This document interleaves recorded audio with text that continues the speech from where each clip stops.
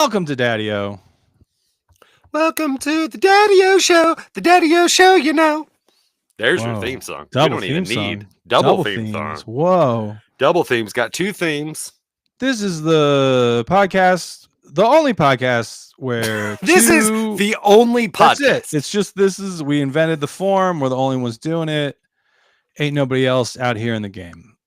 Just your friends, Glenn and Ricky, hosts of this show. How you doing? Daddy-O. Oh, I'm in a tremendous amount of pain.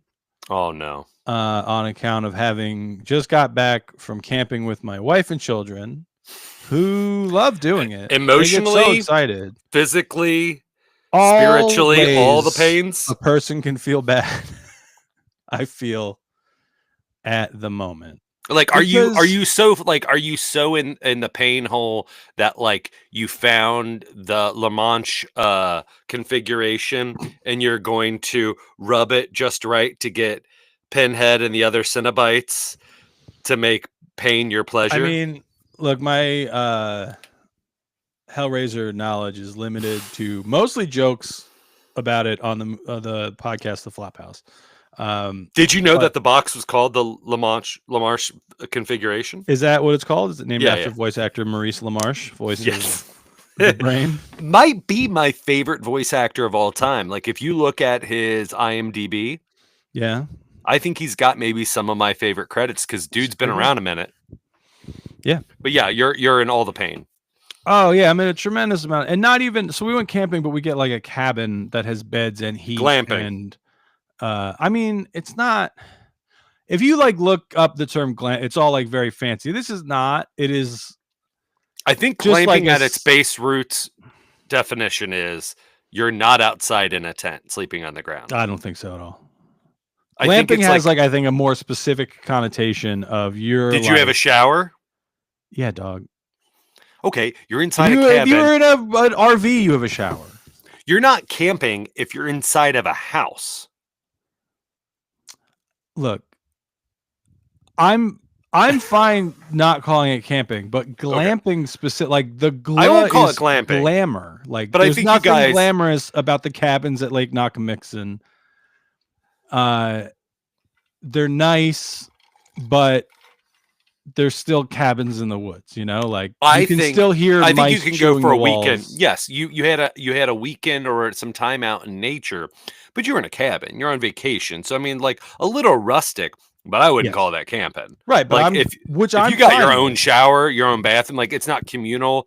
Because like even an RV at an RV park where you all have to go in a concrete bathroom and like showers and whatnot, I mean that's that's camping. I think parents have an RV and they have a shower in it. Your parents have an RV and you haven't used that as your touring apparatus? Correct. I'm not lugging an RV around, you know? It's a trailer kind. It's not... we got like it's a trailer kind. Okay. Oh, if we could get like a sick tour van for the upcoming shows, I'm on board. Oh, I'd sleep in there, and like I would renew my Planet Fitness just so we could. I sleep in my Honda Fit sometimes, not like for a night, but like I'll take if I have to drive farther than I want to after a gig to get home. If it's like 4 hours is about my comfortable range for driving. If I have to leave, you know, a show at like 10 or 11, it's like I'll be fine 4 hours or less. Yeah. 4 hours is maybe pushing it, but like I'll give it my all. The college try. Yeah, but I'm also more than happy to like drive for 2 hours, pull over to a rest stop, take a little nap in my car, and then keep going. Or like a Pilot or a Flying J or whatever, like a well-attended, well-lit gas station. Yeah. I'll sleep. Yeah, I'll Flying J don't ask no questions, you know? Yo. You know Flying J? He don't ask no questions. I mean, I'm sure if I stayed there a whole day, they might raise an eyebrow. But yeah, you can just pull over and take you are in pain because you spent too much time with your family or you pushed your body to its physical limits.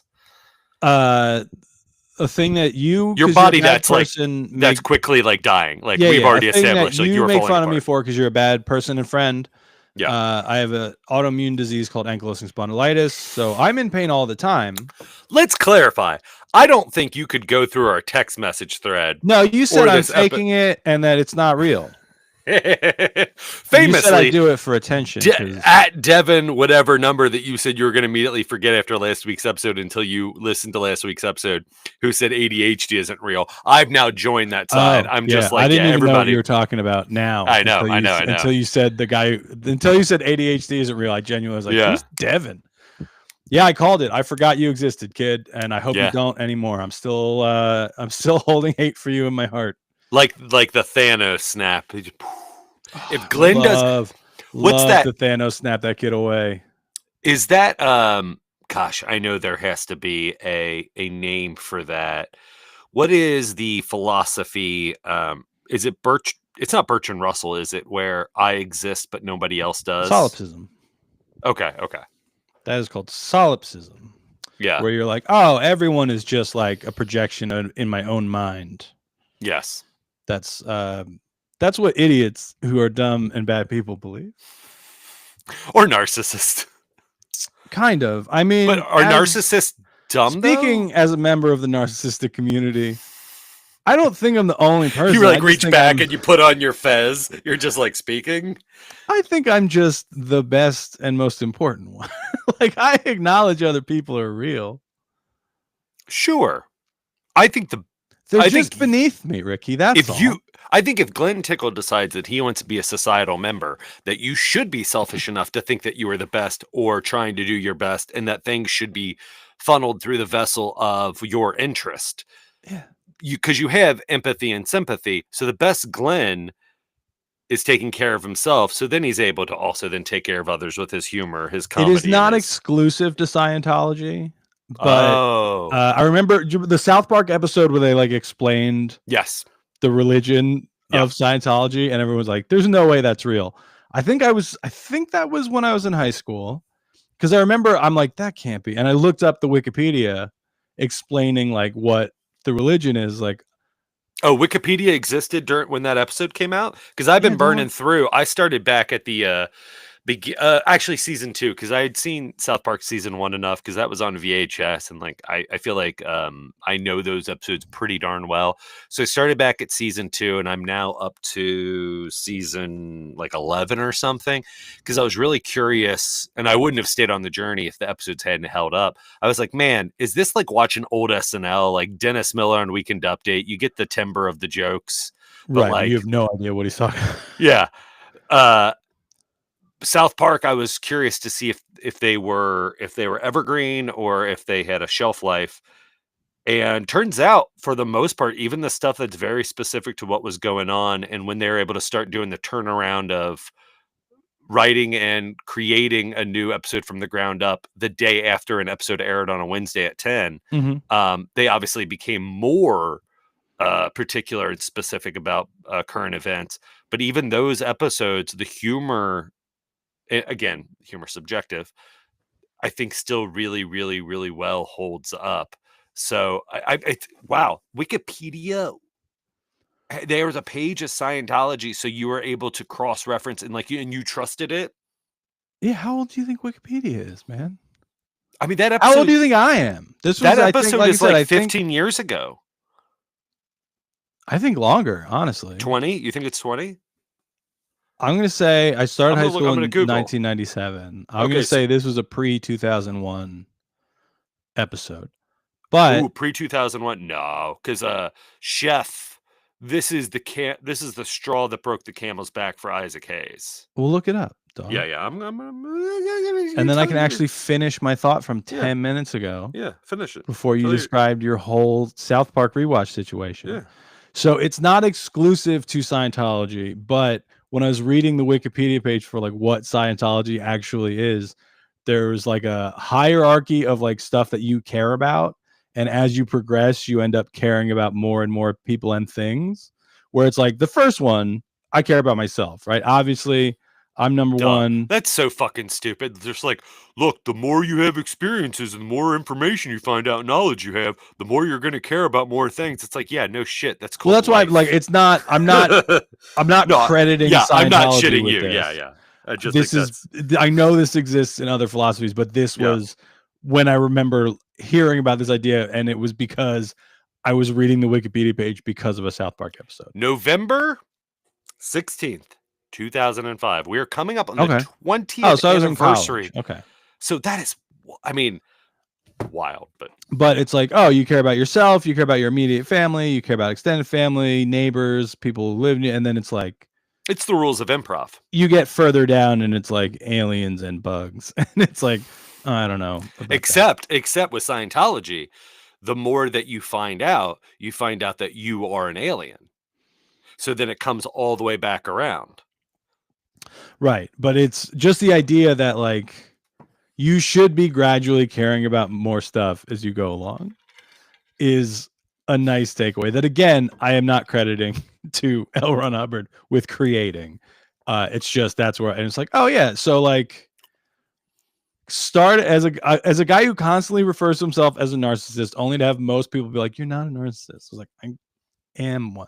But there's like, I'm not a malignant narcissist. I don't have narcissistic personality disorder. Fuck, that's a great name of a title for an album. I think I'm just malignant the best, narcissist, coolest guy around. Yes. You know? Like I have the best taste in things. Yes. I'm agreeing that you think.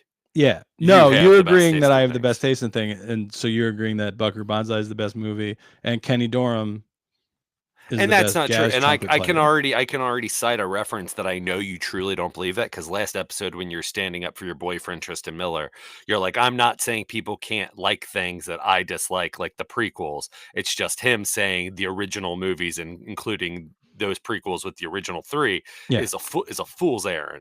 Fool's error. Like that's bananas. Yeah. Oh, you're allowed to like. Yeah. You're allowed to be wrong about stuff. You know? No, you didn't say that last time. You said people are able to like things that Glenn Tickle doesn't like. Yeah, why wouldn't they be? You didn't say that they're wrong. Why do you say everything accusatorily? You can be wrong and we can disagree, but you can be wrong. You can't be wrong about stuff that, like, you can have a wrong opinion. You can be like, oh yeah, oh man, Episode 3, that's the best Star Wars. You can have a wrong opinion. Yeah. Explain that. You can have a wrong opinion. You can say Episode 3 is the best Star Wars movie. You're wrong, Tristan. In your opinion? That's a dumb, bad thing to say. But I don't even think Episode 3 is the best of the prequels. I do think Phantom Menace is the best of the prequels. Gross. I can support my opinion. You may think it's wrong, but it's not right. But I'm not going to yell at you the way I did when you got basic legal facts wrong. You know that. Like, I'm still. Don't worry. It doesn't. We got more coming up with that. I'm working. There are machinations going on behind the scenes that I haven't let you in on. To find out that we have a different opinion, the way that it does, to find out that someone believes something that is objectively not true, because to me. Oh God, I'm blanking on his name. There's a philosopher who a big tenet of what he was teaching was that it is immoral to believe something without sufficient evidence. Oh, immoral? Yeah. And see, that's exactly what I was just getting ready to say. There is a. I'm gonna look it up. You to what? Yeah, bullshit you're about to say, and I'll Google real quick. To whatever bullshit that I'm waiting for you to stop talking, or so I can interrupt. That's what this podcast is. So what you said though about things that aren't true, I think where that gets dicey is it depends on what your respect is as far as, gosh, this is not a new thing, but it feels like it is with the climate of what we live in, referencing, at Devin from last week, skimming on that subject. It's hard when there are things that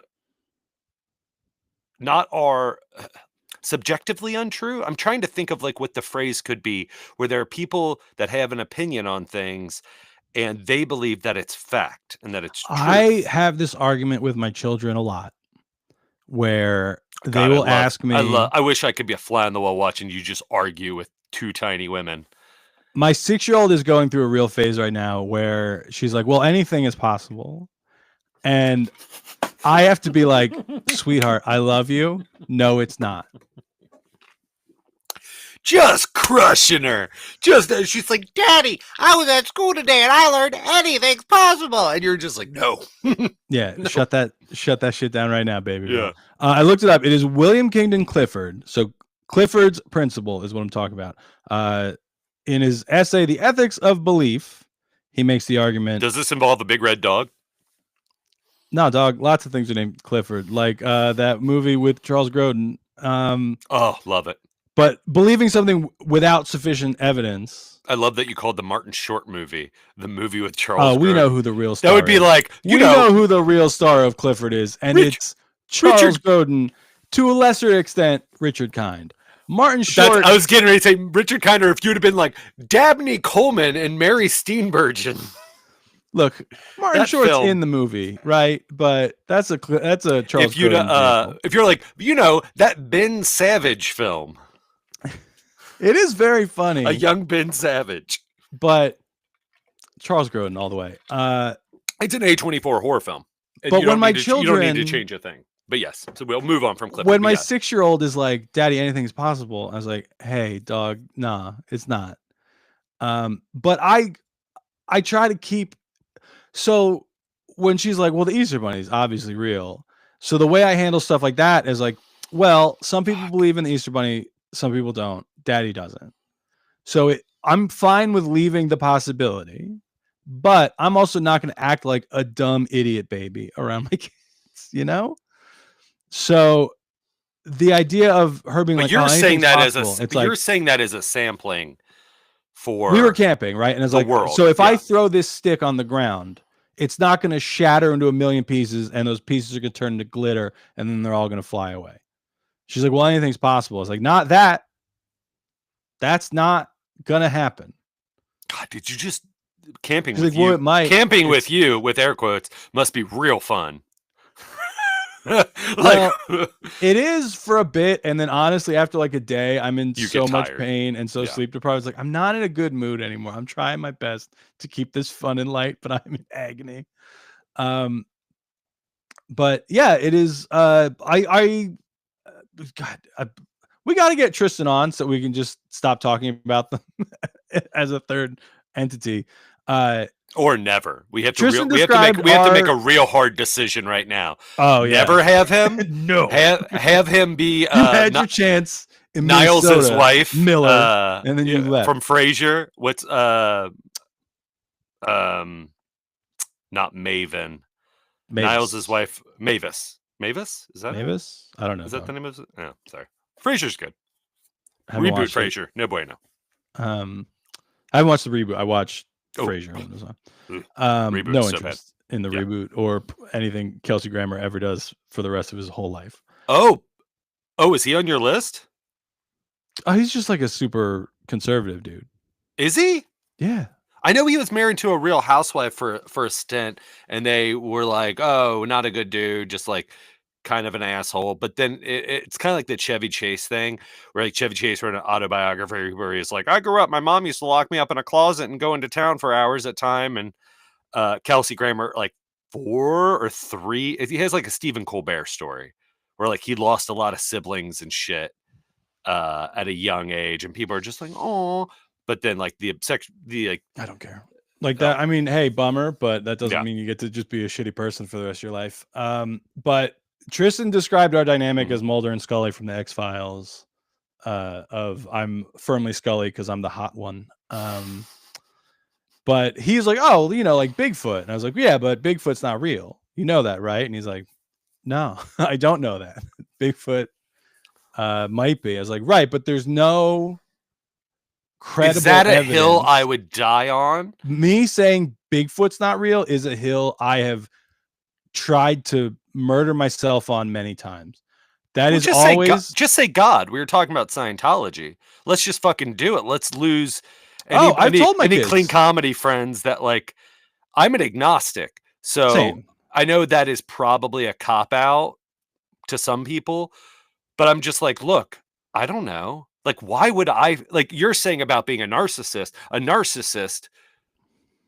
I think would be more atheist. Like a legit narcissist. Maybe. I mean, it's the Clifford principle of I don't know. I don't know what happens when you die. I have no idea. I've never done it before. I truly have no idea what happens. Most anything is possible. Anything's possible. Is it? Or do you just kind of slowly deteriorate fucking optimism? Yeah. Until, it's my favorite theory, and there's probably a name for it, is when you die or have a very close to near-death experience, a lot of neurons fire off. And it feels like it lasts, I guess, when you die, again, this is just a theory, that it feels like it lasts for like 1 million years. It feels like it lasts for infinity. when I stab you, again, at a not specified time, then you'll find out. Then I'll find out. Hey, bud, just real quick before you're done bleeding out, what's it like on the other side? Any lights or anything, bud? What's going on? What if there's just like one light? And it's just like a dank light bulb hanging That's from a string, like an interrogation room. You're like, I love that you thought of like the same, like just like it's swinging a little bit. Yeah. And it's just like you hear a dripping noise. Like there's a pipe that's. I got in an argument with a lady that I worked with years ago over the Loch Ness Monster because she's like, it was when I was writing at Geekosystem, and she's like, "Oh, you guys should like write something about the Loch Ness Monster." I was like, "What? About how it's not real?" So you have zero connection or I was gonna say flight of fancy. You don't entertain any cryptids. Nah, dog. No, I don't either, but I don't. It's also not anything that I really think about. But and the thing that really frustrated my friend at work, Sam, if you happen to catch this, was she's like, right, but it might be. I was like, right, but unless there is evidence to indicate that there might be, no, there's not. At this point, and like at what point are you just a contrarian? Do you think, not you, but like everybody else, it's just like, well, it could exist because there's no proof that it doesn't. It's like, well, that's right. Not that's not how proof works, dog. Yeah. That's the thing that frustrates me. Do you think most people, and I have a follow-up to this, that believe in cryptids are not in the like Christian Catholicism, like following religious people? I don't know. I don't know what the numbers on that would be. That's why I wonder. I genuinely think most of them are like, it's fun. It's fun to think Bigfoot's real. And sure, I think to them, if a belief in like this, in a cryptid, like a Bigfoot, a Yeti, a Loch Ness, if it were real, I think a lot of those people, I think a high number, and this is just a thought I have, I think they would bow down to it and it would become their idol so quickly. That I think it is just like a fun representation of God to them.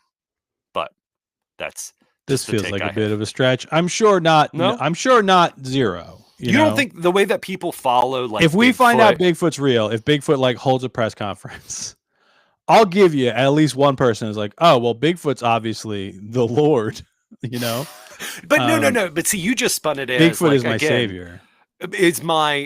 Is my thing to follow, like, because there already is a lot of that without the entity stepping forward and revealing itself and making its second appearance on Earth or whatever, right? Because that's like when Jesus comes again, it's kind of like, well, see, no, this is the proof that he's real. He just wasn't Jesus as a living. The thing that my friend Sam that really drove her nuts. And she's like, so you're saying there's no Loch Ness Monster? I was like, correct, because there's not. And she's like, what if tomorrow there is irrefutable proof that the Loch Ness Monster is real? I was like, well, then I believe in the Loch Ness Monster. She's like, you can't do that. I was like, you absolutely can. It's great. Change your mind based on new evidence, you idiots. Like, it's kicks ass. It's like, so I think the way people there's no credible evidence the Loch Ness Monster is real. There's a lot of proven to be fake evidence that the Loch Ness Monster is real. The origin of Bigfoot is a plot of a Scooby-Doo episode. Oh, like, really? Its origins are based in Scooby-Doo? There's a construction site, I forget exactly where, somewhere in the Pacific Northwest in, like, let's say the 30s. I'm sure I'm wrong on the date.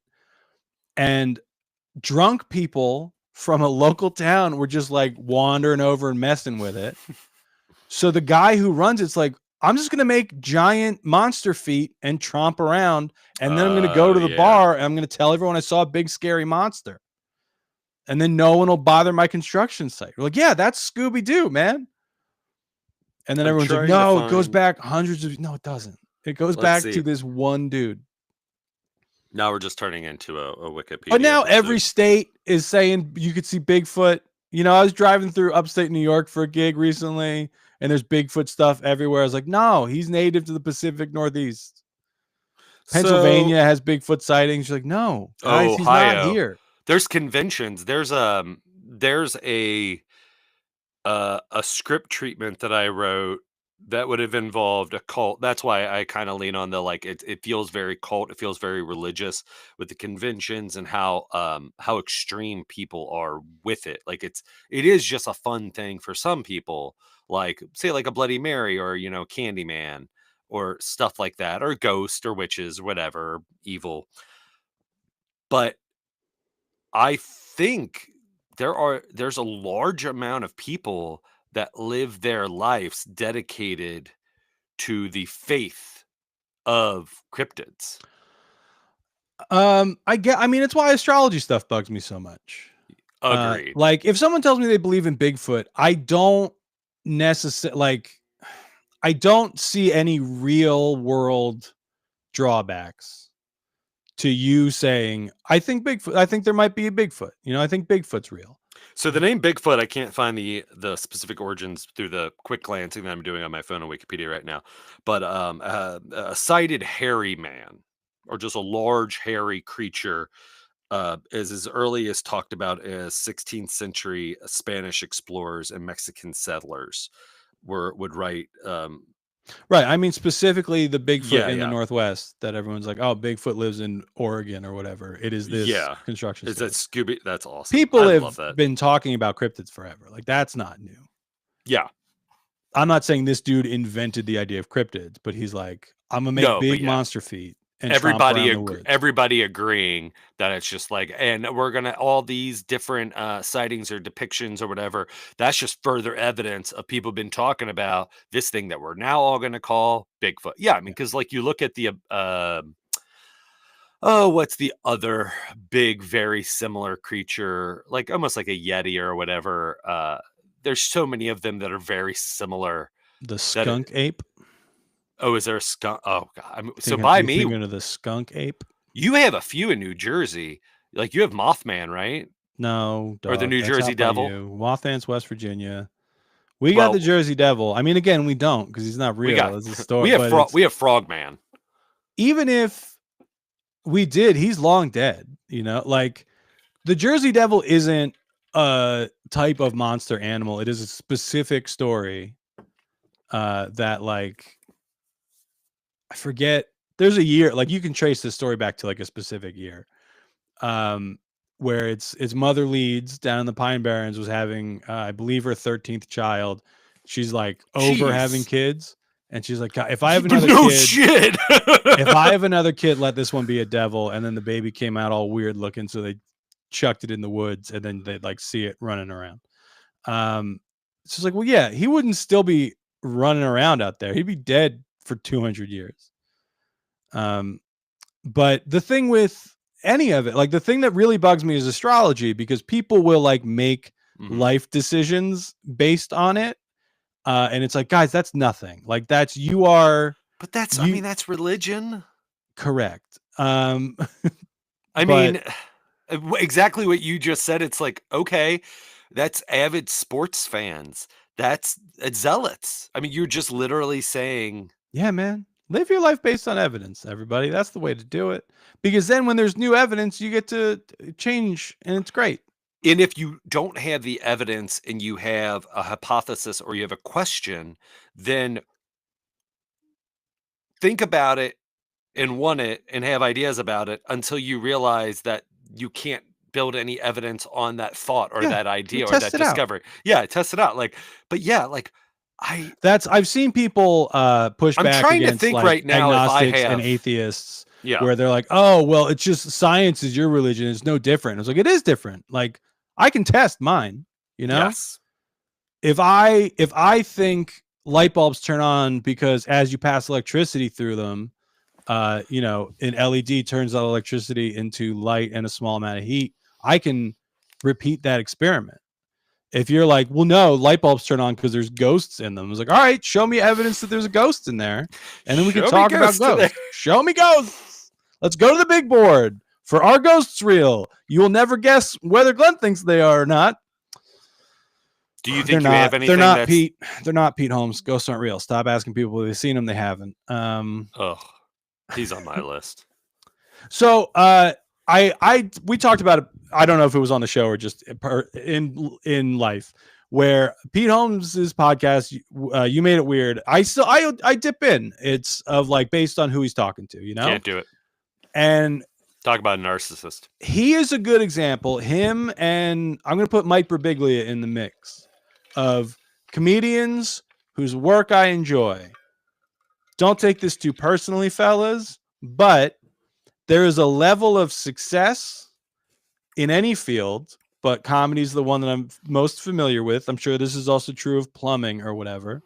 There is a level of success where your brain stops working the same way it did before. Like every week we talk about how much I hate Jerry Seinfeld. He has been huge and famous for as long as I've been aware of him. So we didn't get to see the process of his brain falling apart. Mm-hmm. But if you tune into the respective podcasts of Mike Birbiglia and Pete Holmes, you can watch it happen in real time. It is like, go back, Pete's has been on way longer, right? So you go back to early days of You Made It Weird. Pete Holmes has gone through so many life changes in the span of this thing, and his career has been like kind of a gradual uphill climb. And at a certain point, I've just kind of lost interest in him as a person, because it's like, that is his person. That is his. There's a level of success where it's like, all right, we're not the same anymore. But like Birbiglia just had, I finally I checked out on his completely. I forget what which. Was it? What was the linchpin? Was it like the last episode? It was a couple weeks ago. I forget which literal Nazi he had on. He had on Andrew Schultz. Andrew Schultz, and it's like, oh, just give Andrew Schultz 10 seconds. I'm actually going to give the Nazi no seconds is the thing. Give him 10 seconds is the name of the episode. Yep. And it's like, oh, like they're unlikely work friends. You shouldn't be, man. Like, what are you doing? Well, because we brought this up, I think either just you and me are on the podcast. There are a series of comedians right now that are popping that I like some of their stuff, but I'm a bad comedian. I do not follow comics. Like, I do not like watching comedy necessarily. And I know perhaps if I did, I would be way better. But guys who I've heard talking on these different shows like Birbiglia's, where they're like, you know what? I just got a shout out Andrew Schultz, and he's not as bad. Like everybody's kind of being like, stuff oh, like man, that. He really was selfless, and he really helped me out, and like the Sklar brothers did that on. Wow. It was either they were on recently, one or both of Birbiglia's or Holmes's podcast, and I think they were talking about Tony Hinchcliffe. Like, you know, people are so mad that he like literally called Puerto Rico an island of garbage at a Nazi rally, but like, you know, you got to let people have different beliefs. Oh no, I don't actually. Goodbye. Forever. He was just telling jokes. Goodbye like if forever, you said that in his stand-up set, would you be upset with him? Like, would you be as outraged?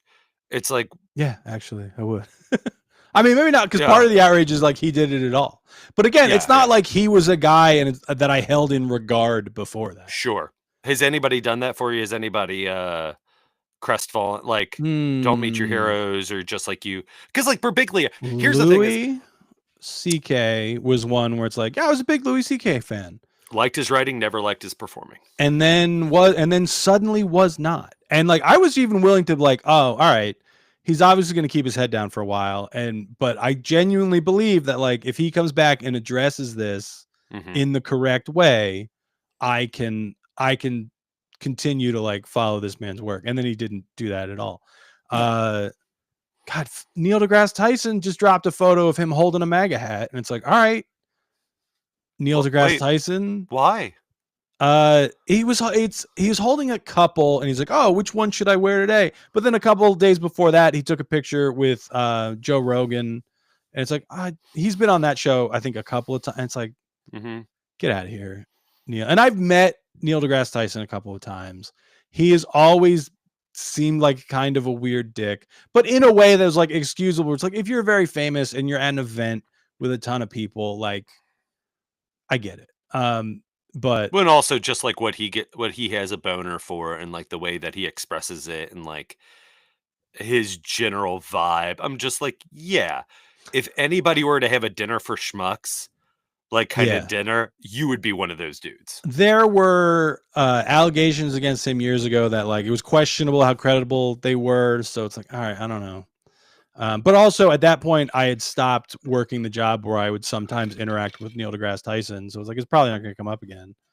Until I do a podcast called Daddy. Until I do a podcast where we're talking about philosophy and the philosophy of facts. God, is that a thing? Could that be a course? Is that a course? I mean, I think ethics should be taught hardcore in high school, but that is I don't know. That's like a connecting. Every thing. time I hear the word ethics, I think about Billy Madison. When they're doing a game show at the end, he's like, I choose business ethics. Nothing that you just said. That's such a good I love that monologue. Movie.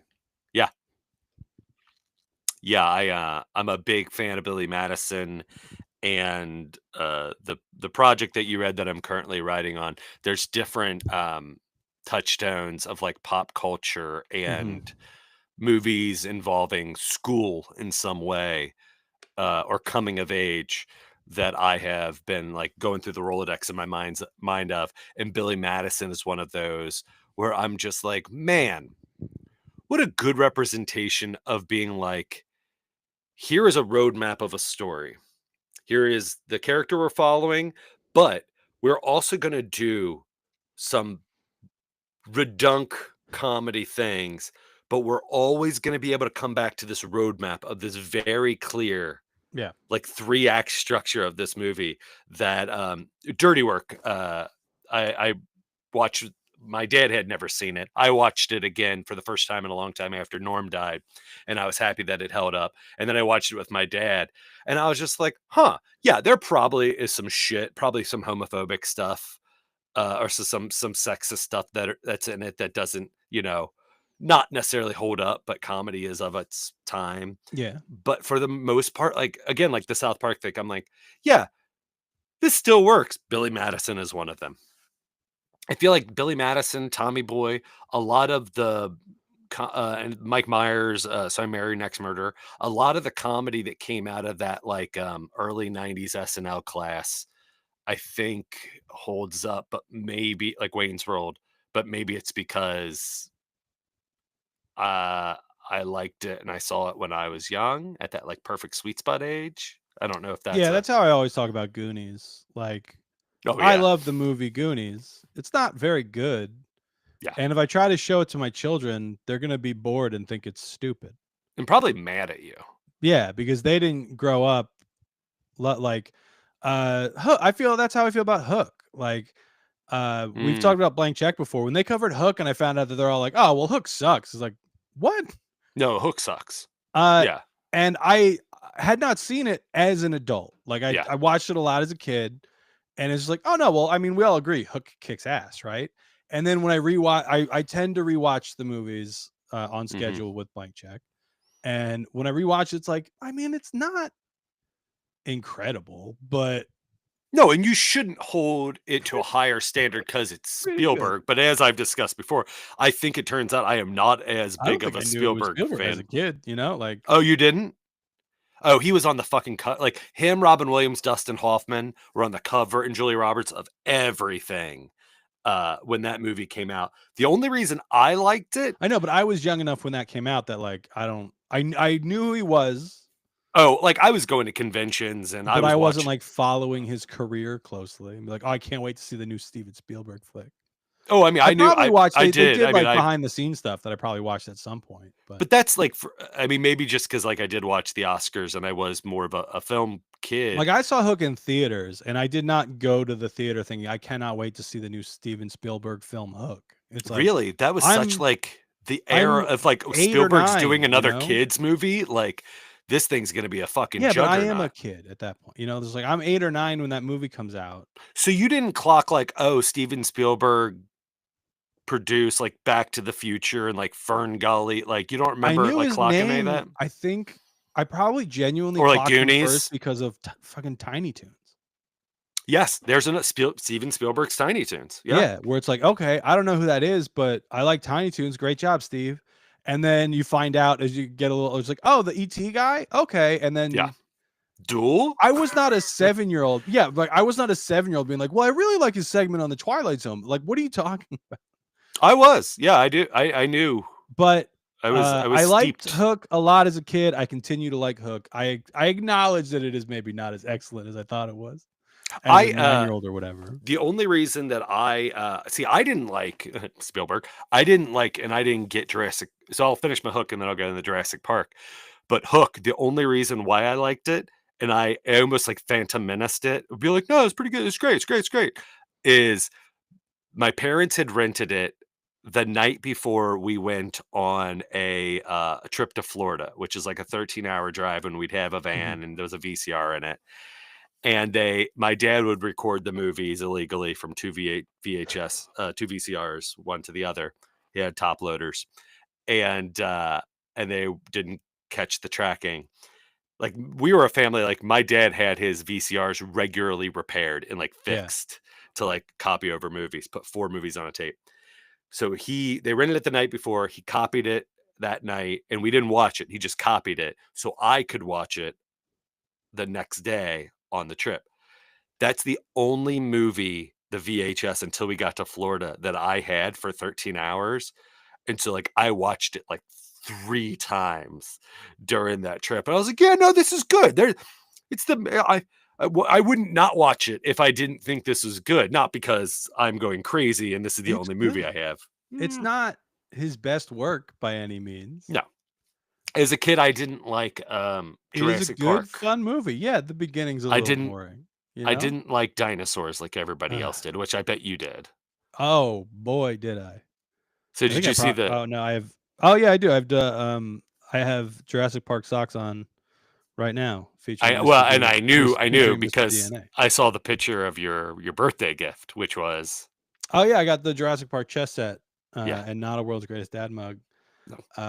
Another year. I've been in contact with the company that made this set because we brought it camping. My children were excited to actually play chess with me, which I don't think they really were. I think they were just playing along because it was my birthday. But they're like, oh, we can play. And I was like, okay, well, I'll bring my regular chess set too because I don't love novelty. I don't love playing on novelty chess sets. Like I think I like. It's like Monopoly. Like I just want to play Monopoly. I don't need to play Star Wars Monopoly. It is hard for me to look at a chessboard full of dinosaurs and remember which dinosaur is what, you know, like it's harder to play a game of chess with dinosaur pieces than regular pieces. But we set it up and realized one of the pieces was wrong. Oh. So they're green and brown, right? Those are the colors of the dinosaurs. The Dilophosauruses are the bishops and the raptors are the knights. Did you like figure out the justification of like within the dinosaur I was explaining kingdom? I was explaining it to my daughter. That's awesome. When we were playing, when I realized it, it's like, oh, there's an extra Dilophosaurus on the green side, and you're missing a raptor. So we set it up so that green would be white. I was going to let her be white. And it's like, oh, well, here's what we'll do. We'll flip it. I'll be white, but I will just take the bishop off the board. You'll start a piece ahead. And I'm still going to win because I play chess a lot and you're 12. But I emailed the company. I was like, hey, I just got this as a gift. The pieces are wrong. You have an extra bishop and I'm missing a raptor. And they're like, all right, well, just send us, like, let us know where you bought it. Send us, you know, the receipt and proof of purchase. Like, I got this as a gift. I don't have any of that. I'm like, I'll buy a raptor. I don't. Yeah, I just want to have a complete. I just need the piece. I'm not I'm not looking for a handout here. I don't remember the name of the company, or I would call them out. But I was explaining to my daughter, I was like, oh, that's actually cool that they did it that way, because like the Dilophosaurus, they're the ones that kill Newman from Seinfeld. Your daughter didn't say, "Don't tell me what's cool. Tell me, and I'll decide." No. Oh. But so the Dilophosaurus is like the spitter. Yeah. So bishops are referred to as like snipers in chess sometimes, because they can move quickly across the board, because they moving on the diagonal, it's like harder to put stuff in their way. So like the spitters can get you at a distance, so can bishops. And then like the raptors are very sneaky and like are better when they're working together, similar to knights, and they can like do moves that. Feel free to explain all this to me. I don't know how to play chess. I will. So the Apatosaurus is the rook. For playing college, there's a chess playing scene. I was supposed to be a college professor, and I didn't learn how to play chess. I learned to memorize the moves. So yes, no, you should just learn chess. It's fun. So the Apatosaurus are the rooks, right? The corner, the castle pieces for you dummies out there, in the corners, and it's they're up on their hind legs, like when they're eating in Jurassic Park. So again, like very tall, very stout. Like if you need a dinosaur to stand in for a big tower, a good pick. King T-Rex, obviously, right? Literally, the name means king. Terrible king, right? Rex is king. Tyrannical king, whatever. Tyrannical king, yes. And then there's a couple that I do take issue with. So the queen is the Spinosaurus. Tyrannosaurus. Which I do know. See Jurassic Right podcast host Stephen Ray Morris loves the Spinosaurus. It's a popular, I don't know how popular. It's a Jurassic Park podcast I certainly enjoy. They loves the Spinosaurus over there. Was introduced in, I believe, the sequel, Lost World. So is that the one in San Francisco? Jeff Goldblum starts on the second island, right on Site B, and then they bring the T-Rex back. I've never seen anything beyond one. Well, that's the only one that's good, so you're fine. Okay. Now there's Spinosaurus is the queen, which but I don't, I don't really care about Spinosaurus. I would have I understand that they could probably move better. I think the queen should be Triceratops, mainly because Triceratops is my favorite dinosaur. And she looks like she's wearing a crown. Because of the crown thing. Yeah. Like the I got it. As soon as you said it. The top of the queen has all the little points. Much like, make it a different Ceratopsiad. Yeah. That makes more sense to me. The one I really hate, the Pons pterodactyls. Why? They're not even in the movie. But it should be compies. The little guys that are in the books. Right, they're like chicken-sized raptors, basically. There's a lot of them. They're little. Make them be the Pons. And this game is specifically in reference to the first movie, or just the franchise? I believe it was released around Jurassic World, but it is. Does it encompass do pterodactyls play a part in? I would imagine one of the sequels. The pterodactyls pop up in the sequels. 2? Okay. I'm trying to. I don't think they're in 2. They're definitely in 3. And then the only thing I know Worlds beyond 1 is just some peripheral plot lines, like we were talking about. What was that science fiction movie? The remake with Keanu Reeves, and I said Kathy Bates, and you're like, and you're like, I don't think Kathy Bates is in it, and then I screenshotted the IMDb. Well, no, you said it as if they were like co-stars. Like I thought. I mean, again, it's been a while. It's Keanu Reeves and Jennifer Connelly are like. I don't. Yeah, I've never seen it. I like the original. No reason to see it. But anyway, that's just saying. I know things about movies. Again, talking about knowing directors and producers and shit and whatnot. I was interested in when I was young. But I have a knowledge of movies that I will probably never see or will not seek out. Specifically, I do know the Sam Neill opening of Jurassic Park 3, where the dinosaur talks. Well, that's not the opening. That's when they're going to the island. That's not the opening. Is there? What is there? Like a horror movie? Is there like a cold open? Yeah. To the island. The cold open, I believe, is the kid parasailing with William H. or no, he's with, I think, the other guy. So it's Jurassic Park 3, right? This kid and his parents, William H. Macy and Tay Leone, or no, I don't What think. a cast. Tay Leone I in don't the think second William one? H. Macy was No. on the vacation. Okay. Right. So this kid is parasailing, gets attacked by dinosaurs, ends up on the island. Like the vacation is near Jurassic Park. Dead? The kid's not dead. No. Ah, damn. But then William H. Macy and Tay Leone like recruit Grant to go to the island, as they're like selling it as like, oh, like we're tourists or whatever. Like they trick him basically. And then they get there and like, oh, actually we have to find our kid. And also like I think they're like presenting as like this happy couple trying to go they're save split their kid or whatever, but they're split up and then they got to find the kid or whatever. It's been a while since I've seen it. But that one has a pterodactyl scene. Yeah, the only one I really only like the first one. I didn't even like the first movie is fine. I think I maybe watched it once on VHS. First time seeing it was the drive-in double feature. I went last year to see it at the drive-in. It's great. It's a great drive-in movie. Well, that was how I saw it as a kid. And I had zero, like kids were just so into all the toys and dinosaur stuff. I was like, I just don't have any interest. Dinosaurs, great. This movie, just something about it didn't do anything for me then.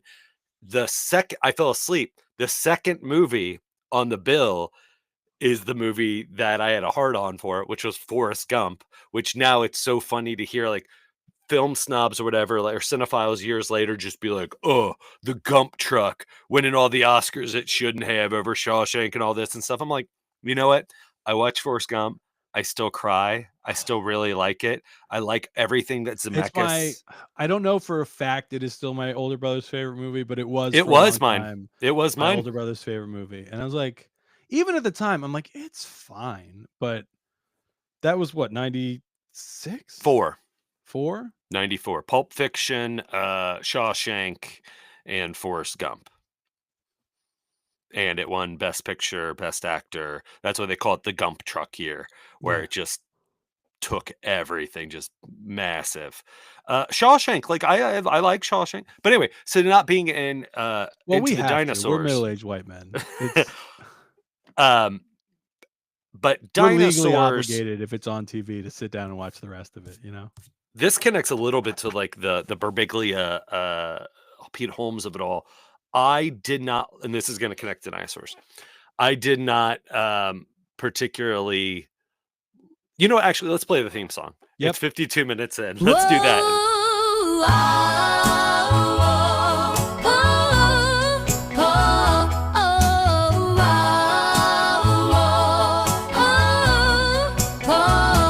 There's a couple of boys who look so fine, responsible, reliable, and I wanna make mine.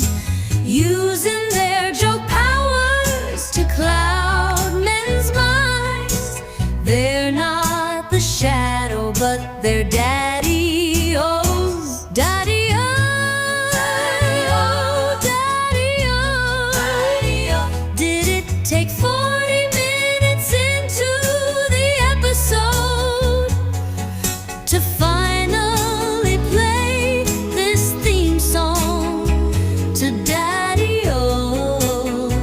Where do we go? Where do we go after we're played? After we're played into an abyss of theme songs thrown away. Thrown away. Used only once, like a condom, you know. These theme songs are like condoms for these two daddy-os. Daddy-o, daddy-o, did it take 40 minutes You can fade out. into the episode to finally play this theme song? oh yeah. Yeah. God, I love. It was 17 minutes in, and I was like, "Oh shit, is Glenn about ready to cue up the theme song?" I was like, "Then that joke's not going to hit as well." I was like, "We No, I gotta just forget. stay consistent." So, John Mulaney falls into that group of like the Birbiglia and Pete Holmes for me a little bit, but then he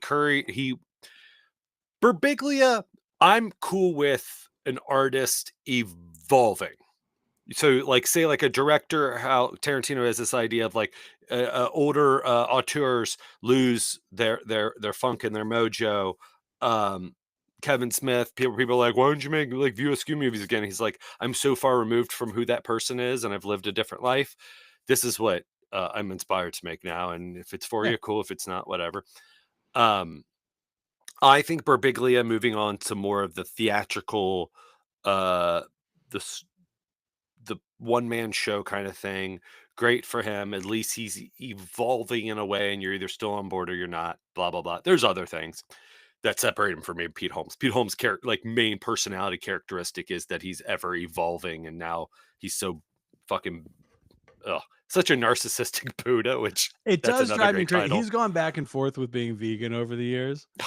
And a thing that genuinely drives me crazy about him is like when he is being a vegan, he brings it up a lot and he's like, I don't understand why everybody is not this. Mhm, And then he'll be like, well, I'll go back to eating eggs and cheese. And he's like, mhm. but everyone should be flexible. And then he changes his mind again. He's like, it's just so and it's like, but dog, Yeah, live I your don't life, right? I don't Whatever know you want to. why everybody's not. I talk about Oh, how I don't eat meat. I always use the phrase "I don't eat meat." I mhm. don't like calling myself a vegetarian. I the I keep It's a ruling choice stuff you out, make. but it's Yes. like I'm ultimately just an adult man who can decide what foods he does and does not want to eat. I'm not. Literally had this conversation with Anna the other Yeah, day. We it's like I'm make not homemade playing by chili. a set of rules. Like the vegans who are Yeah. like, oh well, you can't eat honey because it torments the bees, or it's like I don't care. I'm not part I of your also cult. a vegan. I'm not part of your religion. When I found out that some vegans don't eat honey, I asked a vegan friend, and she's like, "Well, it's because when they like are harvesting the honey, so many of the bees are like stuck in the hive, and they just kind of basically get ground up into." I was like, that's not how they make honey, right?" And she's like, "Well, no, because like sometimes when you get honey at the farmers, they'll be like little. Mhm. They tell you there might be like a bee leg in there." Because it gets just like all ground up. It's like, no, it doesn't. Like there might be a stray dead bee along the way, I'll admit. They But also they might don't do just that for the marketability of being like, "This is so fresh. they Just don't fucking just we take the just drop hive little and grind it No. up. No. But then somebody told me like, well, they will like transport them to farms to pollinate and like And there that. could be They're a like couple that might be bees very that are stressful. yes. And it's like I genuinely don't care. Like Yeah. a big reason I don't eat animals is out of like empathy towards and even that like I don't think eating animals is wrong. Animals eat animals all the time. I don't think there's anything morally wrong with it, but we don't have to like systematically torture them first. That's the part that I don't Morally want to wrong. like buy into. I don't think it's morally wrong for a person to eat another person as long as that other person it's not an act of murder. It's yucky for sure. Oh, 100% yucky, but I Well, think even from that same purview that you were just talking about, it's just like, okay, I might not so like back in the 90s I when would the racist argue thing of though like that a cats and dogs. person who is Yeah. saying no, it's okay if you want to kill and eat me is not in a healthy enough emotional or mental state to make that But then decision once they're ethically, dead though. But that's again, that's an ethic, but then once they're dead, and if you were the other person who was like, "Well, now I'm gonna eat him," I don't know. if This you're is yucky and I don't want to conscious. talk about it anymore. So, okay, uh, cats and dogs, Chinese food back in the day, 90s, big dumb stereotype and Yeah. gross and racist. Um, I remember people like making that joke, and I'm just like, I don't care. I'm like, I'm hoping they're not killing somebody. Like, but if this is like, this is delicious, and I don't care. So, like, you saying that, like, I think it's dumb and stupid and racist, but I also Yeah. maybe I'm gross. Like, I don't care. Like, it tastes like I like it. The thing But of like, oh, Anna, they can't believe they eat dogs. You eat pigs. yeah, I yeah, don't know what it's to like, tell you. where's the line? But making being being able to make choices for yourself as an adult without subscribing to a cult is Anna. We had chili, and when we make chili, homemade chili, as I used to do growing up, my Mhm. number one favorite food was spaghetti, as is Anna's. Um, and I used to put ketchup. I used to put fucking Heinz ketchup Disgusting. on spaghetti and spray butter, like nothing better. Oh, spray butter. I'll go to the mat for spray butter. Oh hell That was yeah! that Oh, I got one. yeah. My other friends make fun of me for it. No, that was an incredible innovation. Yeah, I can't believe it's not butter. I can't believe now you made it sprayable. Thank Yeah. you. Mm. Two of my favorite things when I was in like 8th grade was like body spray that was called Bod that looked like it was in a Windex Yeah, bottle. dog, that's still your favorite. You smelled so bad. What? I'm a good smell. No, you were I spraying had a friend body that's spray on the trip in Florida. oh, that's road trip Ricky. That's stinky Ricky is what that is. Sorry, I mean because moving around a lot and stuff, and that's I don't want to have an odor that is odoriferous in a bad way. Like I don't. But so we had chili and spaghetti. And we were talking about it, and I was like, yeah. When we all had our chili and spaghetti, I was like, well, when you and mommy had chili and spaghetti, daddy just had a big bowl of chili with some onions in it, some hot sauce. And she was like, you don't, she's like, wait, she's like, hold the phone. When we do chili and spaghetti night, you don't have spaghetti in your bowl? And I was like, no, I don't eat spaghetti anymore. Or like if I have pasta since losing all the weight and having the sleeve surgery, I'm like, that's something I gave up because it's a slippery slope for me. And Yeah, I just pasta is real slippery. it's like noodly Especially when slippery. you get that spray butter Wet. on there. Oh, it's sliding all Ooh, over would it the just place. sliding down your throat, like into your mouth, into your belly? But I was like, no, I don't. She's like, well, why don't you? And I told her, and I was like, but understand that's why I don't, because I choose not to, and I'm fine with it.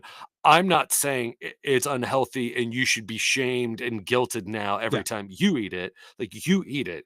You are a 5-year-old Sonic Boom. Like you go right ahead. Well, that's the Pete Holmes thing I was saying. It was like that drives me crazy about it is every time he switches, Yes. it is also he's like, I don't know why everybody doesn't do it exactly the same way that I do. Yeah. And Oh, it's he's such a fucking advocating high for whichever tower. side he is on Yeah. at the moment. And I was like, I mean, live your like I don't eat meat, my wife and kids do. You know, we typically don't have it in the house because Yeah. it's easier that way. Like Yeah. It's we what went are you gonna camping, make? right? So we were doing burgers the one night. So I got, you know, a couple impossible patties for me, and then my wife just got regular burger patties for her and the girls. Possible And patties are great. that's what we've done the past couple of years. And this year, like normally I will just cook them and like Mhm. I don't want to eat them, but I'll make this year. I was like, hey, actually, do you mind cooking this? Because honestly, it's grossing me out. Yeah. And it's because I've not had meat now for like 12 years. Like it was around the time my older daughter was born, I gave it up. And I'd imagine your wife respects you Yeah. and She's was like, just like, that's yep, fine. Yeah. valid request. Where she'll like we usually host Christmas at our house and she'll make like a roast for the people coming over. And I helped her, like I talked her through it the first year.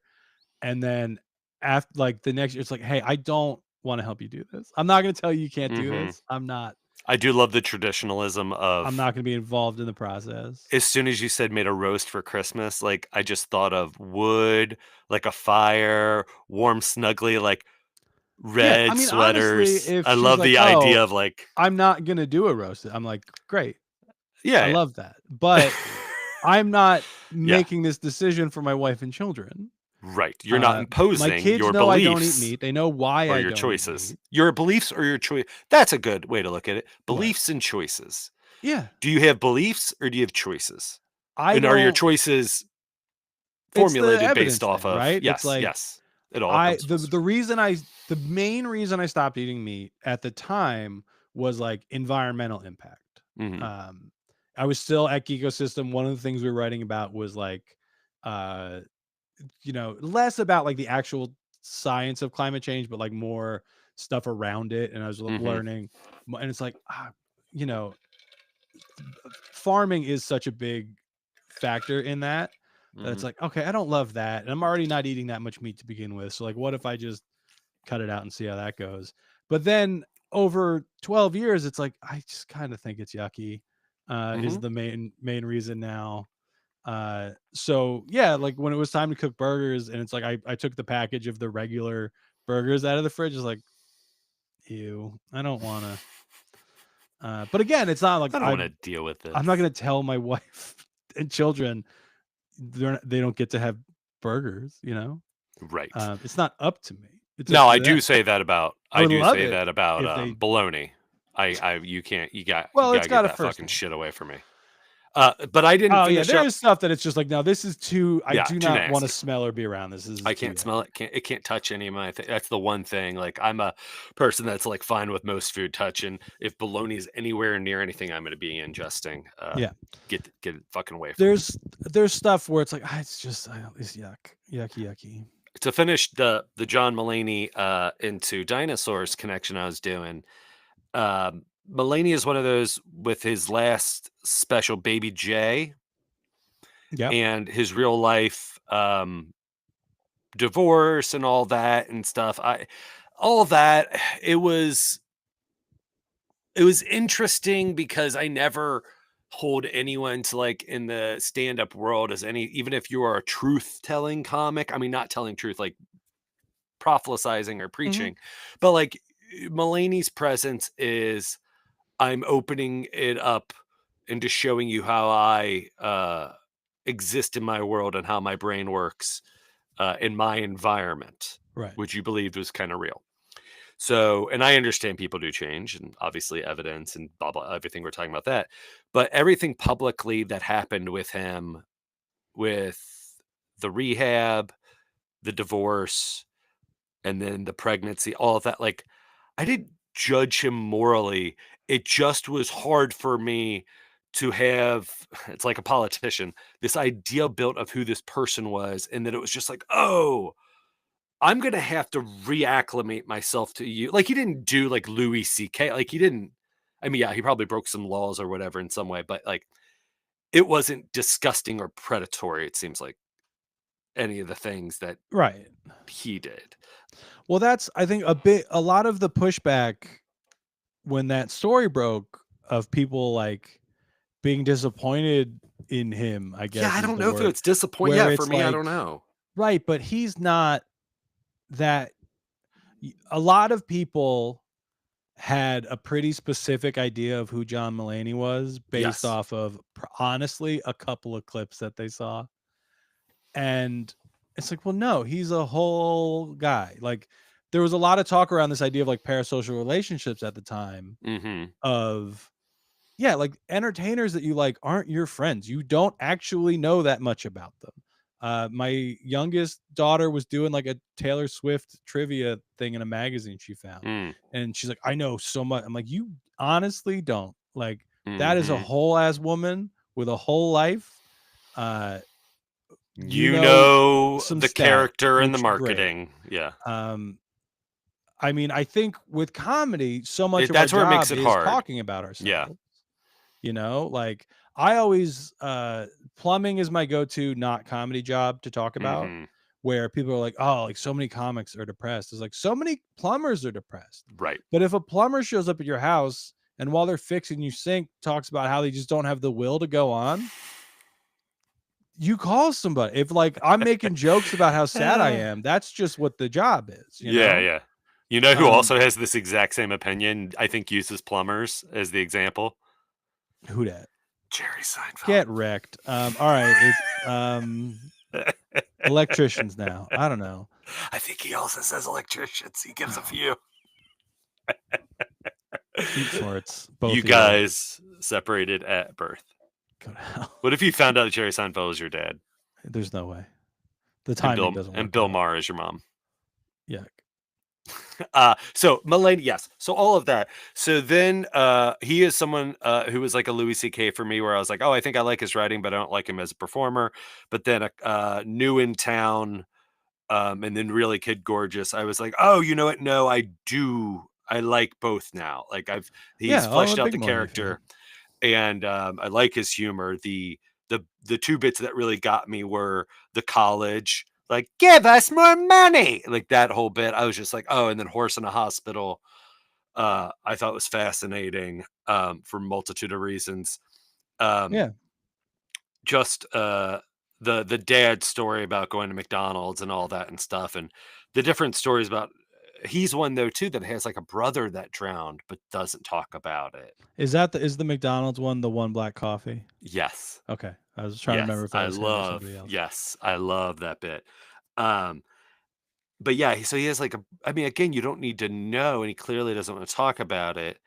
But like, I would think that would you have a brother that passed, and you did a whole special about it. Yeah, He has a brother that drowned, and has never mentioned it in his quote unquote like truth comedy or like talking about like growing up, or he's never shown that side of him. So maybe there's always been this thing of like, oh, so you're not 100% transparent I don't think with that's the goal, your though. You know, but I you know talk what I'm about saying? my life He's on stage. I don't need to tell everybody every part of my life. I agreed, but Like like Rosebud Baker, if I remember correctly, had a sister who drowned okay, and talks about it in her yeah, act.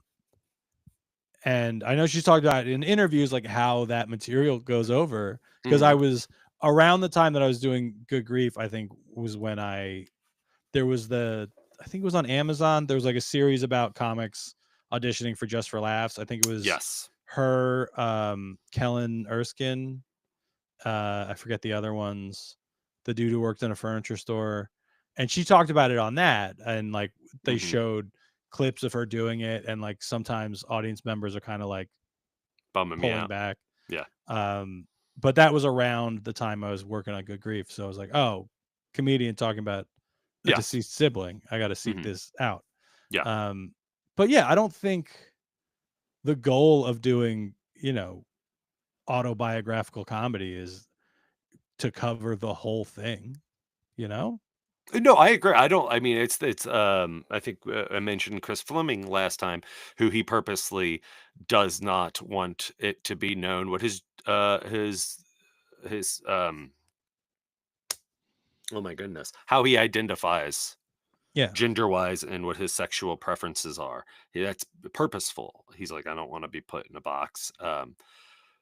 Oh, I will to get to say to say about Pete Holmes again. I don't love how Marin is a mean bully grandpa to like so many other comedians. Like, I don't love that as being like a big personality trait of his, but I do love his assessment of Pete Holmes, and he puts Pete Holmes and Birbiglia kind of in the same category. And I'm Yeah, I just was like, gonna fuck, ask, did you man. hear the Birbiglia thing with Marin? I don't know what the issue is. Like, I don't know what the Did you hear the episode? no, is it a newer one? Yeah. So a couple Fuck. back. I'm gonna look Okay, and I see just because I don't listened to remember. Cronenberg's episode. It was a short runtime, so I thought Cronenberg was going to be pretty boxy and not talk much, but it turned out it was a pretty good Haven't listened to that one yet. hour long. The episode with Lisa Traeger, Okay. she took like kind of a shot at Birbiglia Okay. of not liking his persona on stage, which is kind of like how I talk about. It's kind of like how I talk about Brian Regan of like, Yes. he's a tremendous performer, like no question, one of the best. When he does that dumb guy voice, I would rather you just hit me in the face with a hammer. For whatever reason, the sound of that voice irritates me so much. Yeah. That as much as I'm like, you're right, Brian Regan's incredible, I hate that voice so much, it just ruins it for me. It's not a note for him to be like, you got to change that voice. It's everyone else but me loves it, man. Keep doing what you're doing. I'm gonna sit this part out. I But know. she said I something chew him in the future. about his essentially the cadence same and- idea of Birbiglia, and then Marin agreed kind of, and he's like, he realizes like, I've been going back and forth about getting him. They're like trying to schedule when he can go on the show.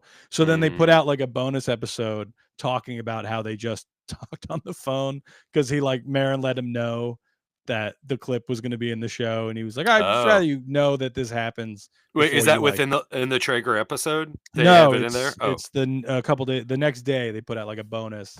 okay. to I wonder talk if about it's it. still. Um, Oh, Fuck. I wonder where the bonus is then. It's I in the ain't got main no feed. bonus on this. It's in the main feed. Liza Traeger, and then the next episode is Jessica Kirson, and then Hmm. Cronenberg. I don't know. Let me I get do it. they like me better than you. Fuck. It's called My Damn it. Birbiglia Just Called. It's on your Apple episodes? I use Pocket Cast like a grown up, but Oh no. Is it behind a paywall? nope. Unless it is now. It might have maybe moved it. I'm gonna text you a link. Okay, great. Because I want to listen to when I work out here, I'm gonna listen to the Liz Traeger episode. Yeah, It's him and the producer. Whose name I'm forgetting. Yes. But oh, cool. Thank she you. basically said the same thing I say about Regan. Just like, yeah, she's like, I don't like that persona. And well, Marin has a big thing with authenticity. But then Marin kind of talked about how like they don't really, him and Birbiglia don't really get along. No, and I knew that, but they had gone back and forth where like he didn't get along with him, and then he's during his the beginnings of the podcast. That's Marin's arc with everybody, Yeah, and that's his whole point. That's the his whole personality. First couple of years of the show was like him having somebody on who's like, hey, so like we didn't like each other for a long time, but like, are we friends now? And then like figuring that out. Well, until like Marin gets pleasure out of people's pain.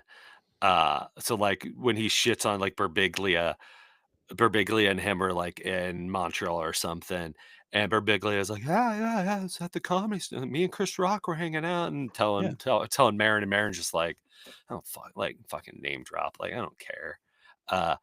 And then he's just like, okay. And then Chris Rock came into the lobby, and he just went right. He's like, I love this for how I knew it made Birbiglia feel.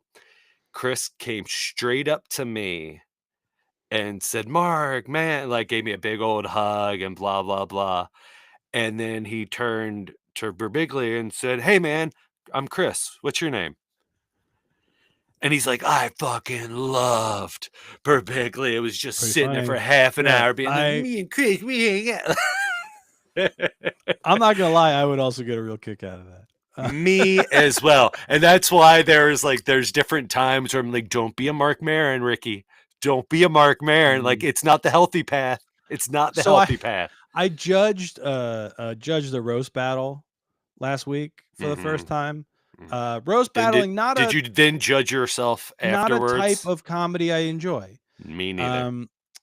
Like celebrity roasts make sense because celebrities have public personas that people watching the roast are familiar with. Yes. And most of the people on the roast are also famous with public personas. So like same as politicians. A stranger watching like a Comedy Central roast of a celebrity where he's being roasted, like William Shatner being roasted by famous comedians, right? Like we all know the jokes about those comedians. We all know the jokes about Shatner, whatever. But when it's like a roast battle and it's just like your town's open micers, it's like, I don't know any of these people. You know, Lucas Arnold does a shit ton of these now. I do. Right? Yeah.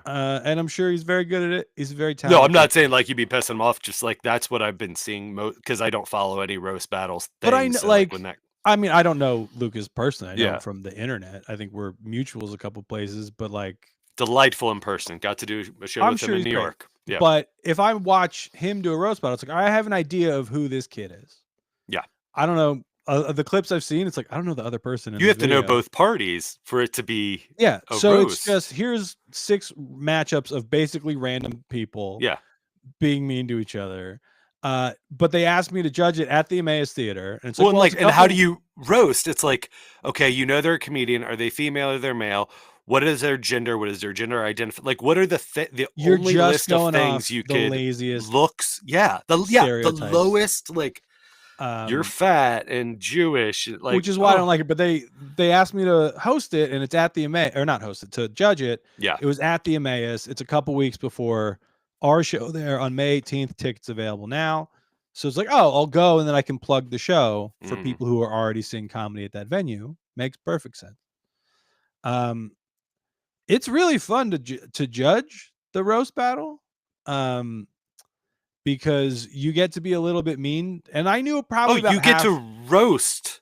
I knew probably about half the contestants. But what's great about that is on that on roasting the roasters by doing the judging, you get that benefit of now the audience did get to watch them do those low hanging things. So now we know them and what they presented. So you as a roaster of of the roasters, get that level up of just being like, oh great, now I can make fun of how dumb there were what two, you guys did. The one matchup was an open micer that I know a little bit. He would come to the one that I was hosting for a while. And the person he was roasting, a comic from Philly I'd never seen before.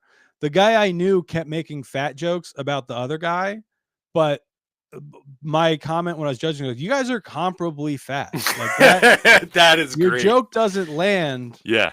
Because you guys look like you weigh roughly the same amount. Like that's but it's like this kid, I would never say that to his face, you know?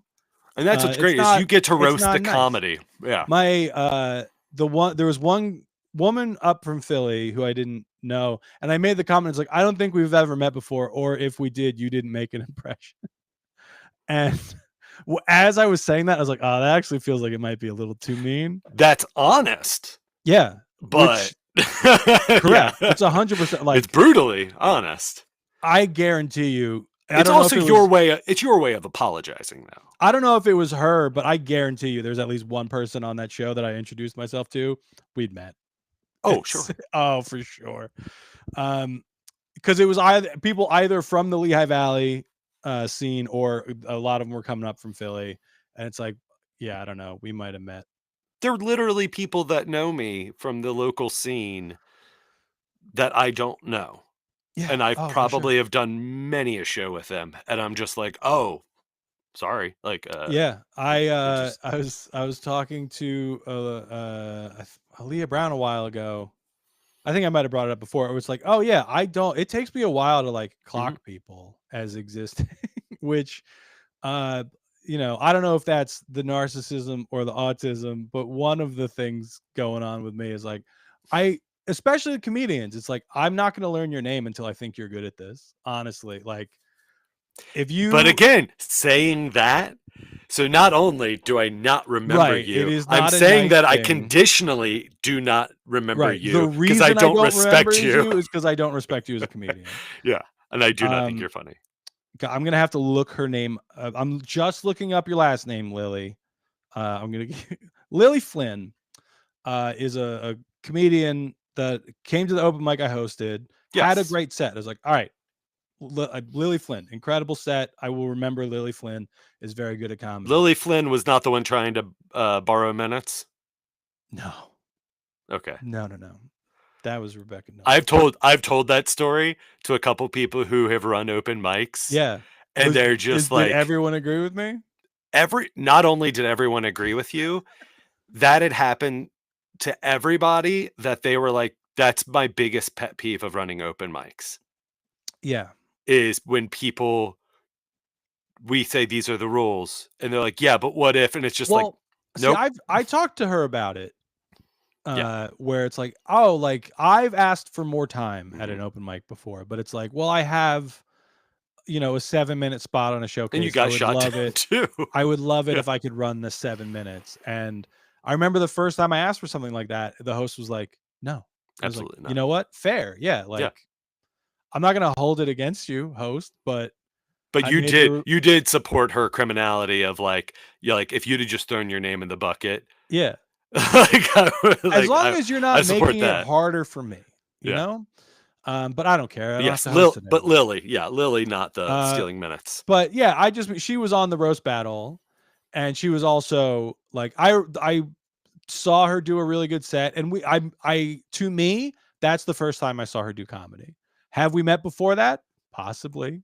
Mm-hmm. I remember watching her have a great set at the open mic and thinking like, okay, Lily Flynn, very funny. And then I saw her at the roast battle, and I was like, oh, she's very funny. I don't know this guy she's up against. Mm-hmm. She's probably going to destroy this old man. And it turned out to be Steve Young, who used to write for Leno. He wrote for Boy Meets World. Yeah. And why do I know? Very fun. Like it was think I know close, Steve. but he came out on top, and it's like, man, I was totally prepared to just give this to Lily. Yeah. But the point of bringing it up was judging the roast battle was more fun than I thought it would be. I still do not want to do one.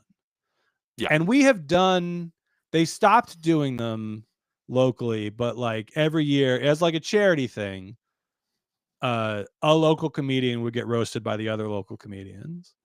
And I did a couple of them. They did me one year.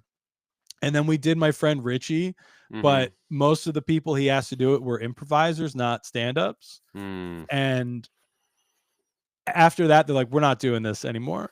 And I think it's because that's a big thing right now, is like stand-ups understand the assignment of a roast better than I think improvisers do. Lyrically. And it's like writing songs. I'm not trying to bring up the ancient stand-ups versus improvisers grudge that I don't even really believe in. I'm friends with a lot of improvisers, but if you're like, hey, improvisers are jam bands or jazz. We're gonna do a roast. Stand-up is classical music. Yeah, like we're all gonna make some jokes that are a little bit mean, but we're all gonna have a good laugh. The improvisers are like, okay, got it, write mean jokes, and they were so horrible to each other. I don't mean not funny. I had a great time watching that, but like really personal stuff that it's like, oh, I don't.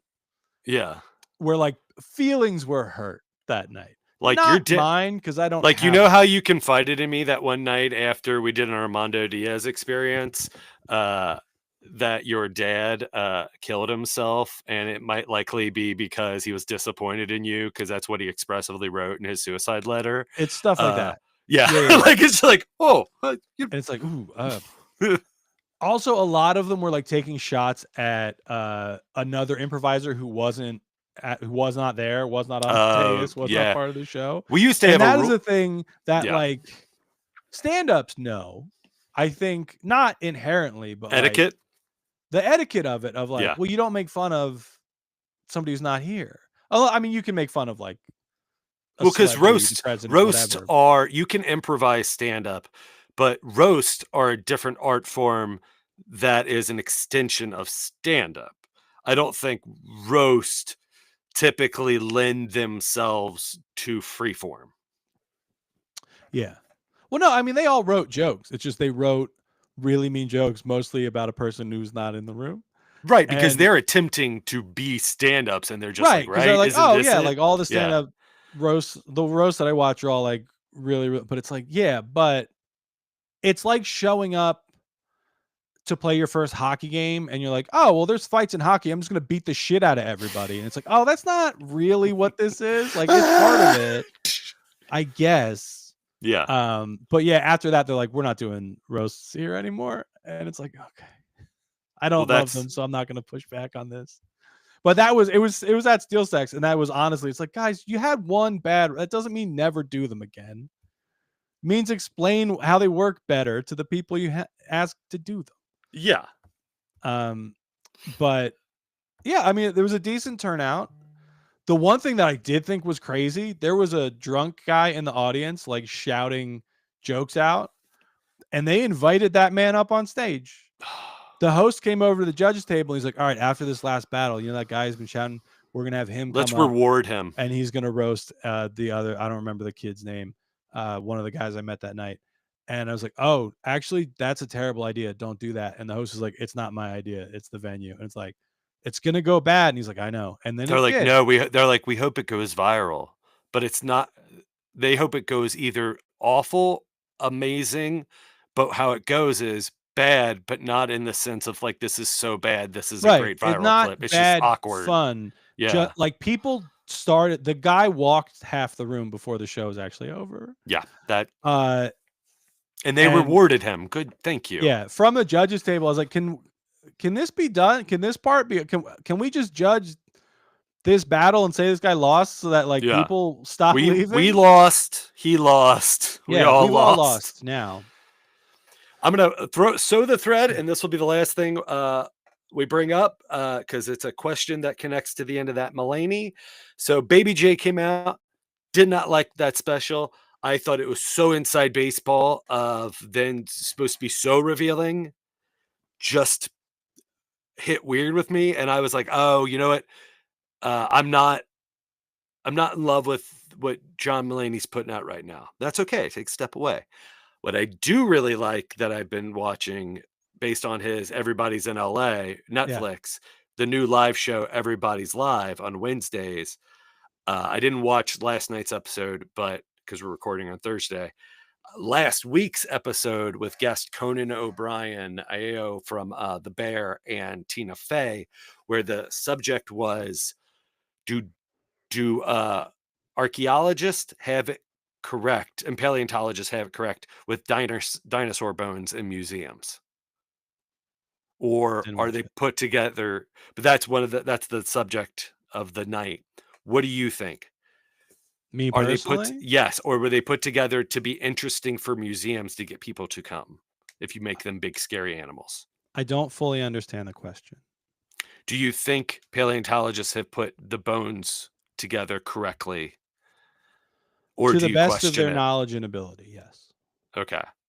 But you don't think there's maybe some embellishments to make dinosaurs seem more sexy No. or There have scary? been Because now they're revealing that like they probably are more akin to big birds, a thing like with generally feathers, brought up some with in Jurassic feathers. Park, Yeah, but I know. it's not a new idea. But you don't see that, like, the Well, because big sexy dinosaurs are feathers don't turn into bones.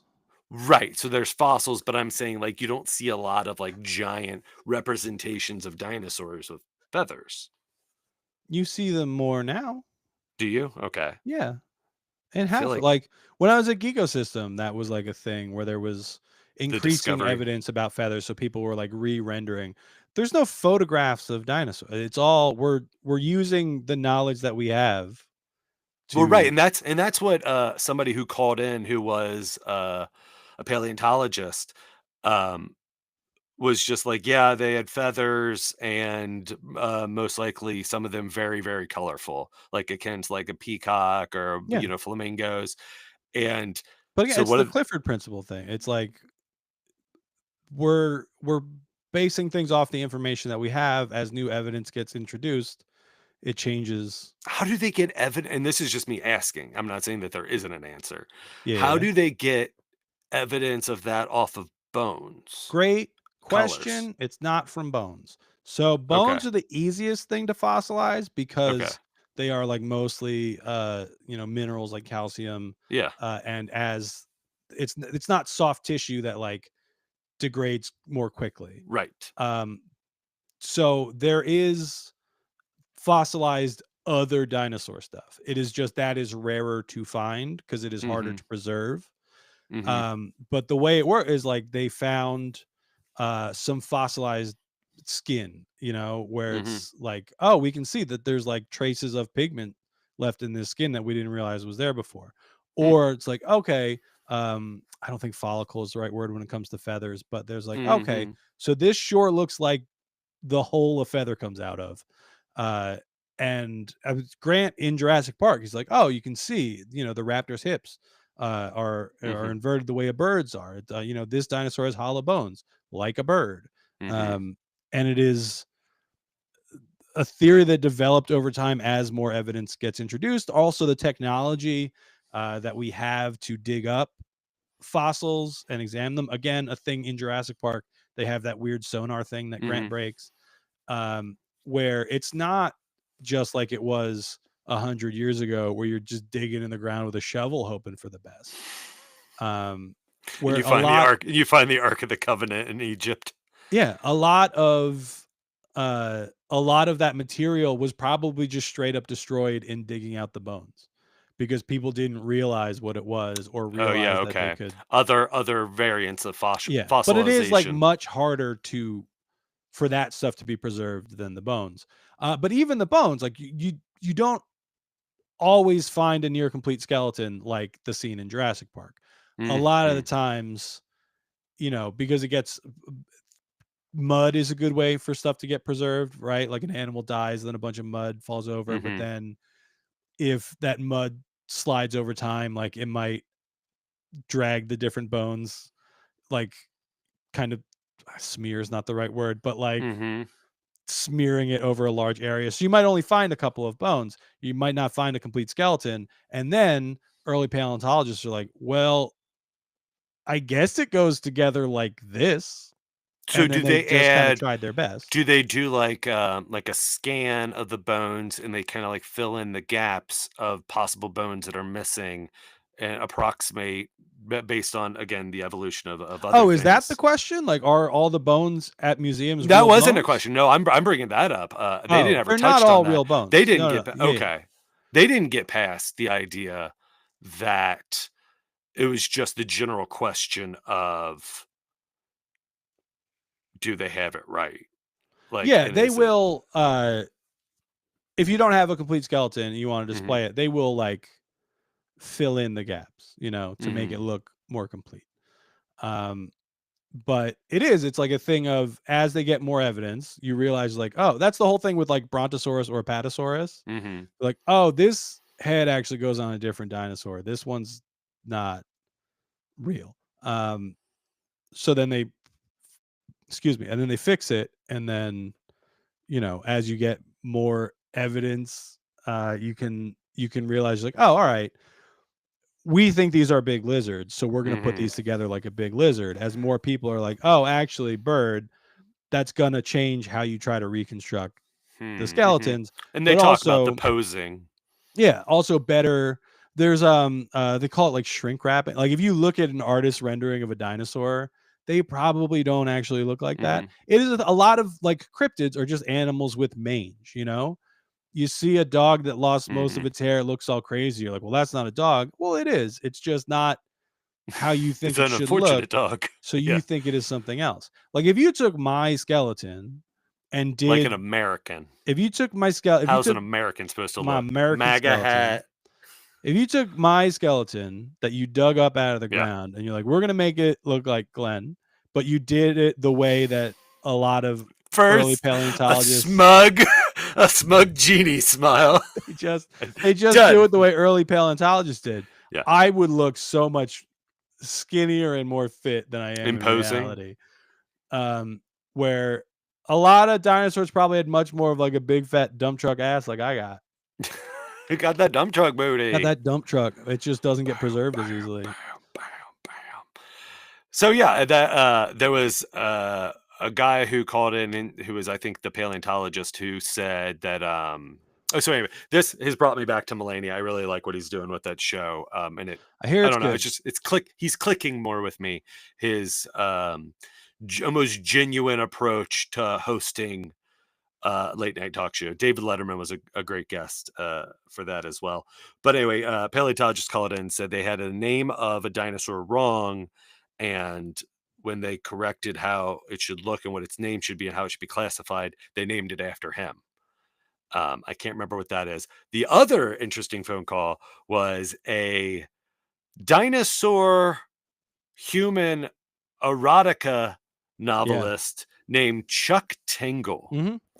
Who are you familiar? Yeah, I'm familiar with Chuck Tingle. Are you I'm serious? a learned, yeah. I was pounded by my own butt, I believe is one of his works. Yes. Yeah, Yes. Oh my goodness. Were you not familiar with Chuck Tingle until a week ago? Clearly. You got to spend Because more time on I the internet. literally did the Googling of like, fuck, are some of these phone calls bits? Are some of these No, like he's a real guy. pre-recorded Yeah, yeah. actors? And I Googled and I was just like, holy shit. And then best part is because I had Googled it came across my Facebook feed. He had posted, had such a great time being a guest on Everybody's Live last night with John Mulaney. Thank you for fucking basically giving my book a shout. Like, and I'm like, none of that happened. Like he called in, was kooky. People didn't believe he was real. Like everybody on the I looked day up, was it just is like, Pounded in the Butt by My Own Butt by Chuck Tingle. God. And so he's also delusional and now is able to use being this weird dude having a credit. You know how like people do use Kill Tony I think credits? you got this wrong, man. Chuck Tingle, arguably more famous than John Mulaney. Shut up. Yeah. All right. Well, write in to www.daddyo.com or whatever, email, Gmail, whatever our address is, and let us know. We'll put a poll. Chuck Tingle. I mean, maybe not now, but let's say God, clickbait. Comedian huge Glenn scandal. Tickle, fellow comedian Glenn Tickle throws fellow comedian John Mulaney under bus. No, and I think you are says, underestimating Chuck Tingle. the power of the tingle. The tingler. I first heard about him at the Geekosystem job. Oh, sure. Which Not like because again, you're into my dinosaur whole erotica. job was writing about weird internet stuff, and that's what Chuck Tingle is. And the first book of his I saw was Pounded in the Butt by My Own Butt. But yeah, he cranks out. So Amazon He cranks out. He cranks it does. so hard. So Amazon, I don't know what the current state of this is, On but Amazon. was like pretty early on in like a self-publishing boom. Yeah. Amazon was the internet book dealer. The internet bookstore. That was, I know what Amazon. No, but I'm saying like that's how they got started. If people don't but like know. I forget. It was like it's Kindle publishing now, but like yeah, early and like you could just write a book, upload it Yes. to Amazon, and people could download it on their Kindle, or yes, they would Or just print a read it. copy on demand and just send it to people. And Chuck Tingle was like an early star on that platform of just like Interesting. I can crank out a bunch of weird books. Quit very putting a quickly. pause after No, crank like, I out. can crank it so hard. He's like, I can just turn out a bunch of weird books Yeah. and dump them on Stream this of platform. conscious, make them Yeah, weird. and it is the search, like I'm not going to get lost in whatever that search terms. Like you have to be unique. I'm going to call all my fans buckaroos, which I've always thought was very funny, even though I've known about him longer than Buckaroo Banzai has been my favorite movie. So he knew the law of that it's not bestiality. His books where humans have sexual relationships with dinosaurs because the species is classified as extinct. So it's not against the law to publish it. I mean, there's the erotic novel space is bananas right now. People are getting on with all kinds of stuff. But one of my wife and I's friends from Chicago, she has a pseudonym where she exclusively, I think, makes her her salary based off of doing audio readings for erotica of all kinds, and some of them are fascinating. I'm looking up. I'm trying to find a good way to like. I would a couple years ago, I'd be like, well, who has more Twitter followers, Chuck Tingle or John Twitter Mulaney? But now I just can't imagine. Well, I mean, I can. Yeah, I mean, but that's not accurate. a good representation anymore, I don't think. Right. I'm trying. I mean, Instagram maybe. Let's see, Chuck Tingle. But again, I know like on only 88,000 followers on what? On X. And Mulaney's clearly got millions if he's on X. Yeah, I think now because of Mulaney everybody's live 1.3 million followers and all the coverage that turned into Baby J. Yeah. I think way more, but I mean, Chuck Tingle's way more famous than you or me for sure. Dog. Yes. Well, he's been on Everybody's Live. He's got that sweet TV cred. Yeah, but my original point is like I don't actually think that's far-fetched. Do you think they may have him on as a guest because now they realize how like? Oh, I'm sure he was booked. I don't think he was a random dude calling in. That's what it is. That's what it's supposed to be, and that's how they played it. That sure is what it's supposed to be. But you know how that's what I'm saying is I just do this the whole time. Yes, American Idol is everybody lines up and does their best. You know, nobody books an appointment through an agency. Yeah. I'm willing to bet they booked Chuck Tingle to do that call. Okay. But he is not just like a random nobody. He is like the most famous guy who writes about being pounded in the butt by his own butt. I mean, there was a 7-year-old who called in, and so is everybody just like, I don't think Mulaney's that good of an actor to be like, okay, now we know we booked a 7-year-old to call in and just be weird. It might just be the thing that he used to do to Hader with the Stefan sketch of like he didn't know Oh, he didn't yes, see the cue yes, cards ahead yes, of time. yes, He yes, might not yes. know Yes, I that get. Chuck Tingle is the one calling in, you know. Yes, so But it's the on. producers Yes, of the it's show do. spontaneous to him and the guests. Yeah. The producers. I'm are, not yes. accusing Melania of No, any no, no. malfeasance here. Look, I want to get. Let's get this on. Let's get this on record. But if you're producing a television show, you want interesting people to call in. Yeah. Yeah, You're gonna book a couple interesting You don't want the people. guy who's You been might an let a asshole few all randos night in through, the you know? audience up on stage, Yeah. and then be like, "This is gonna end up being gold." Like, or it could be bad. Yeah, that might be gold too. It's like, yeah, but it might just be awkward bad. Right. And They like, probably booked the paleontologist too because they knew we were talking Yeah. about dinosaurs. Again, I mean, it might have been a surprise to the people on stage. oh, and you're not demystifying anything for me. I'm not just like, oh yeah, those are probably. Yeah, you like, dumb hayseed idiot. This is how Dad. TV works in the big city. Hoo boy. Anything's possible. Go eat your spaghetti chili. You know what the daddy-o Anything. say? Everything's possible. Anything's possible. Everything. Anything. Everything's Nothing. possible, or anything. Very few things are actually possible. Is there a difference between anything and everything? All at once? I would say there's a difference. And I think saying everything is possible makes you sound truly dude. Like, Oh, even dumber. You're like, at least my 6-year-old daughter didn't say. being like, well, anything's possible, you know? Yeah. Oh, you have hope still. That's adorable. Saying everything is possible, you just don't understand the basic laws of the world around you. Where you got to be surprised by every goddamn thing you see. If I drop my phone right now, it's going to hit the table, you know? That. If I was like, oh, I know. But if you think everything is possible, you let go. It might as well just turn into a bunch of butterflies. You don't know. Everything's possible. You sound insane. I think that is such a good example of you saying something very funny as non-stage Glenn versus if you said that on stage, I don't think people would like you and the persona that you portray. There's a superiority that is beautiful and hilarious, but it's Larry David. Like it's the thing I did at the roast battle of like, I don't know if we've met before or if we did, you didn't make an impression. It's so good. Of like a true statement, but also like does genuinely make me seem like the biggest dickhead in the world.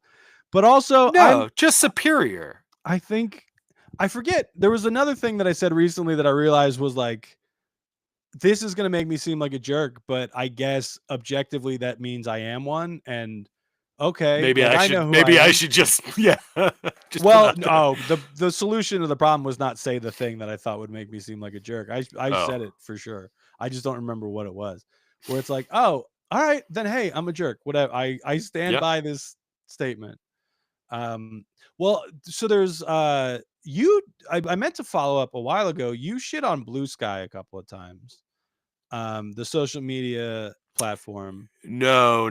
I can tell you what my stance. Do you want to tell me what you think my stance is, or do you want me to tell you what my stance is? We talked about it briefly, and you got hinting at it, but I think it was before the Adderall prescription, so I kept forgetting to bring it up again. Is this a make or break, like where my stance on Blue Sky is? Oh no, because I dip in there every once in a while. I want it to. I spend most like the one I've kind of landed on as a Twitter alternative is Threads. Mainly because another thing that as of right now, how I feel about, I'm not gonna get on it.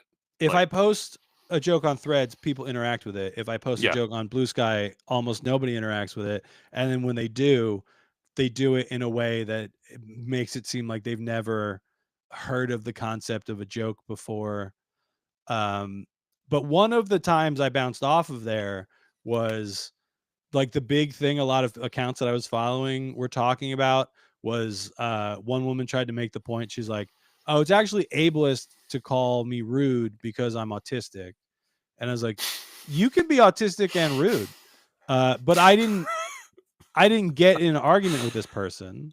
I just stopped using Blue Sky. And again, that just right there, you are on fire right now with Smug Genie, Glenn.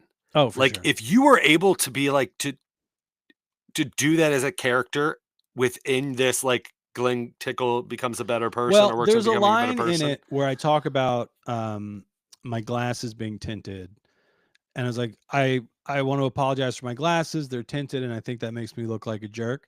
I am a jerk, but I want you to get to know that gradually over time, not on sight. Mm-hmm. Also, I think the problem is, so these are the glasses. They're only a little bit tinted. Depending on the stage light, it doesn't always look that way. So I've had it a couple times where I bring it up, and people are like, "No, they're not." I was like, Do you "No, think they your are." do you think your tactic is likability to then get the audience to believe that you're right? Do I want to be likable so that people think I'm right? Is that the question? Yeah. Oh, I'm saying the structure of how you like put together a set like narratively. To like you put some later things that are maybe a little bit tougher. And maybe that's the correct way to do it in I stand up. don't know that a lot of my material is based on people needing to think I'm right. You know, there's like the classic thing of if a comedian is I describing think an you can talk interaction they I had think with you can talk somebody. about more things if I think you are if there's a relatability. I don't know. No, I just mean like that's just not the kind of material that I tend to do. It's like the thing of if you see a comedian and you're like, oh, I was talking to this guy and then he said this and then I said, and it's the punchline, the thing. And it's like, you didn't say that. One, this Right. interaction probably never happened. Two, if it did, you thought of that 6 months later. But again, like that's what I'm not Yeah. holding that against anybody. That's just the reality The of the George situation. Costanza joke, like you didn't say it in the board in Right. the meeting. Like But most of I can't think of, I might be wrong here. I can't think of any of my material that is like based on me. I want people to agree with me in an art. So I guess the closest I talk about, there was an earthquake in New yeah, yeah. Jersey. And my wife texted me just the phrase, everyone's okay. Mhm. What I wanted her to say was, everyone's okay. There was a small earthquake. It's no big, because I was in Virginia. I didn't feel the earthquake. Mhm.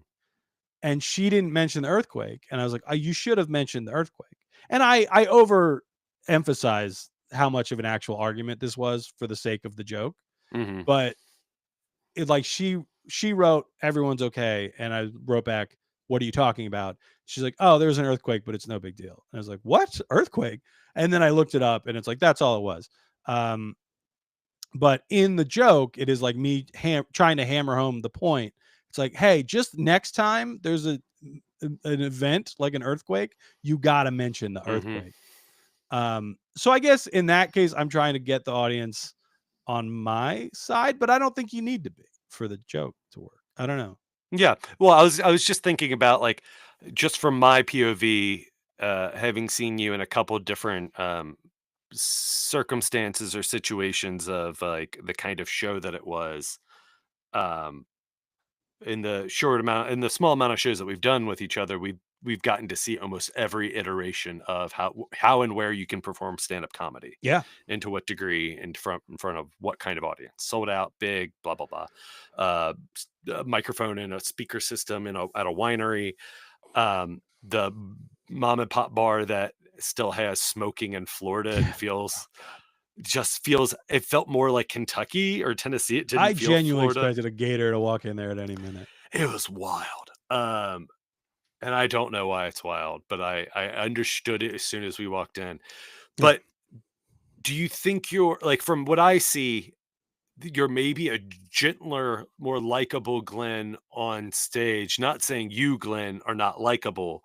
I'm not. Just no, but I think your cynicism when you riff, like especially at that like circus show, the circus bar, is way more like Oh, I need the audience petty to like bitch me. ass text. Yeah. Yeah. TM. Oh, I need the audience to like me, not because I'm trying to convince them I'm right about something, but just out of desperation. Well, I mean, but do you think that is a better package as far as getting them to laugh? Because like I think like the reason why I bring it up is I think I would find it just as funny, like your approach being a little snarky. Or do you think it's better to dip your toe into snarky? I would rather dip my toe. I don't try to present myself as more likable on stage.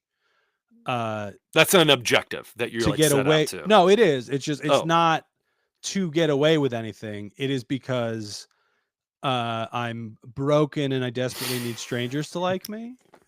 It is not like, oh, if I get these people to like me, they'll laugh at more stuff that I say. It's like, no, I'm getting them to laugh so that they will like me. It is just, it's all just an attention play. Like, I don't need people to agree with me. I just want them to laugh at what I'm saying. I also do want them to think that I'm smart. That is another But isn't that? thing. But that's agreeing with you. That's an intellectually way. That's an intellectual Kind way of. But I mean, getting them to agree I can with laugh you. at things that I don't agree with. You know, it's the Bill Burr thing of like, if Bill Burr walks out on stage, he's like, I hate dogs, and it's a pretty good impression. it's better than I was expecting. Yeah, I mean, I don't know that I could. Doing a Boston accent. Yeah, I don't know if I could just slip into a But Bill if Burr he does like that. and it's like, well, I love dogs. I don't agree. But then he lays out his case for why he hates dogs. It's like, well, these are funny jokes about you hating dogs. You're wrong. Dogs are incredible. But I support you, and it's very funny you giving me this history of you and why you approach it this way. Yeah. But if, you know, if the thing that I'm disagreeing with like vehemently on a fundamental level, like Hinchcliffe was not going to win me back after the Puerto Rico is an island of floating garbage joke. I'm not gonna be like, well, let's hear him out. Let's see what he has to say. Maybe there's some good jokes in here. It's like, no, this guy's just a lazy racist idiot. It's so great because like it's that shitty faux American thing to be like, no, we're not dumb and stupid and ignorant and trashy and this, that, and whatever. We're American because this place that's smaller over here with these like immigrants and blah, blah, right? Because they're not Puerto from Ricans, famously American citizens. Yeah. Yes. A thing racists don't believe. Did you know that? Yes. That's exactly what I'm breaking this up. I don't mean not in a they didn't know it way. Not like the Easter Bunny. Yeah, right. Yeah, like not, that. Yeah. Because I used to do this job where I would help old people like go to the store basically. Like I would like a helper monkey, but me. And this one old lady that I used to work with really hated because she was an old mean racist lady. Hurricane, I forget which one, hit Puerto Rico, and they were talking about it. And they were talking about like we're watching the news. They were talking about like aid packages. She's like, "Why are we even sending aid to help these people?" I was like, "Well, because they're American citizens." And she's like, "No, they're not." I was like, "Yeah, they are. It's the whole plot of West Side Story." And she's like, "No, they're not." And I was like, "Oh, you don't mean you didn't know that fun trivia fact. You just choose to not think they're good enough to be American citizens." You're like, I didn't vote on it, so I don't agree with it. That lady probably loves Tony Hinchcliffe or is dead by now. Either way. And doesn't believe that ADHD is real. Oh, for sure. Yeah. Oh, well, last 3 minutes, anything positive you want to end on, or your boy's going on some cruises. I booked some cruise work. You're doing it 100%? Doing it well. They offered me 4. I turned 1 down because it was over Christmas. Yeah. And my daughter's being 6 and 12. It's like, I can't. And I realized, so I have an availability calendar that I try to keep current and I send to bookers. I realized the problem was I didn't set Christmas as a recurring blackout date.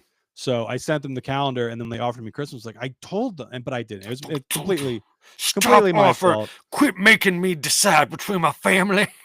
Yeah. Well, the only cruise I've done was earlier in December, and they kept asking me to, like, while I was on the boat, they asked me 3 times if I wanted to extend that one or go on a different boat. I was like, I cannot be gone over Christmas. I have a 5-year-old at home.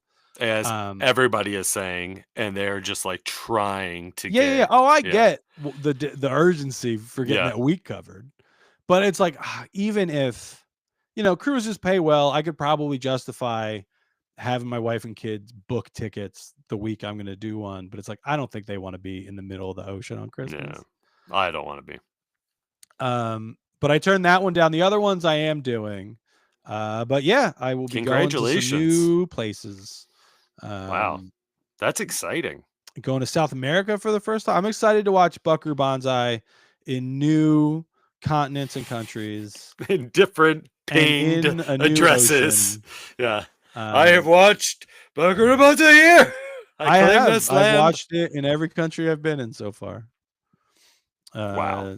The U.S., Canada, Grand Uh-huh. Cayman. Mm-hmm. I watched it in Hungary. Mm-hmm. I watched it. I had a layover in Austria. I watched it in there. Okay. Sat there I, and watched I, it. I wasn't challenging you. I believed you. I'm gonna watch it didn't in think- Mexico, Belize, Colombia, and the Pacific Ocean. In Puerto Rico. I don't think I'm going to Puerto Rico. Would you go to we were talking Cuba? about it. Would I go to Cuba or am I going to Cuba? Would you? Yeah. Not like any okay. I don't know. Just one of those areas that I think it's considered dicey possibly for Americans. Oh, the whole world to is now, venture. bud. Sure. Yes. Oh, that yeah, is yeah. why I hesitated of Oh, I'm going to be even clarifying I'm going that. to be talking about a lot of stuff on these trips. Yeah. I got a They're like, Maple oh, you're Leaf hat. Canadian, right? You're like, yeah. Yeah. I'm Canadian adjacent. I'm Canada adjacent. I got a Maple Leaf hat I will be bringing on these trips. Smart. Yeah. Smart. Again, Glenn Tickle wants to be likable. Well, I mostly don't want to get attacked because of a tyrannical maniac. But yeah, no, it's it'll be fun. I'm looking forward. Please don't hate me. Please, other countries, do not judge me by the color of my skin. I am but like you. Yeah, it is. It'll be a good time. I'm excited, mainly because they pay well, but also it's neat to go places, you know. So the one is actually going to be out of LA. So July, I'm trying to. I saw you asking about. Reach out to some folks over there. Maybe go out a couple days early or stay a couple days late. Do some LA stuff because I've been there a few times. I've never done comedy in LA. I've been there. I did twice. Both surprisingly good shows and surprisingly some I should check Kentucky I should jokes reach out worked. to JD Creviston is who I should reach out to. Yeah. If you need a contact for El Cid on the Sunset Strip, that is a fantastic location that, depending on the availability that they have open, you could easily I'll take whatever, baby. knock something. Let me remember that. Yeah, JD was just in Jersey, but I was out of town. Mm-hmm. So he is a great example of guy I've known for a long time now, but I've never actually met in real life. Facebook. Yeah. I think he reached out. He's the host of the Clean Comedy Podcast. Yes. If anybody is not familiar with him. He reached out around my first album release. So I've known him since 2016. And you hooked me up with him. Yeah. I think I've done 2 episodes on it. Never been in the same place at the same time. Oh man. No. I was getting ready to take it to a mean thing, to a negative thing, and I don't want to do that because we're in a positive thing. No. About I thought you were going to say something horrible about him. About somebody else. No, about somebody else in that sphere. That I don't want to. That remind me. I won't bring. Yeah. I'm not bringing it up because I wouldn't say a name because we've talked about this on air. But I don't want to do it to bring in the negativity. I know I'm going to say that, but I'm going to say this as a tease for next episode. Please remind me. It's going to sound negative, but it's a positive. It's not positive. I mean, it doesn't have negative or positive. The incest story from when I went to the Trans Am National Convention near Dayton, Ohio, where my dad set up his 77 Smoking the Bandit Edition Trans Am, and we dressed up and sat with the car at this outdoor convention near Dayton, Ohio 2 years ago. There is no world in which I will remember this in 6 days, bud. You're gonna have to. I'm saying it because when I listen to the episode, it'll be a reminder to me, and then hopefully it'll be close enough to when we record.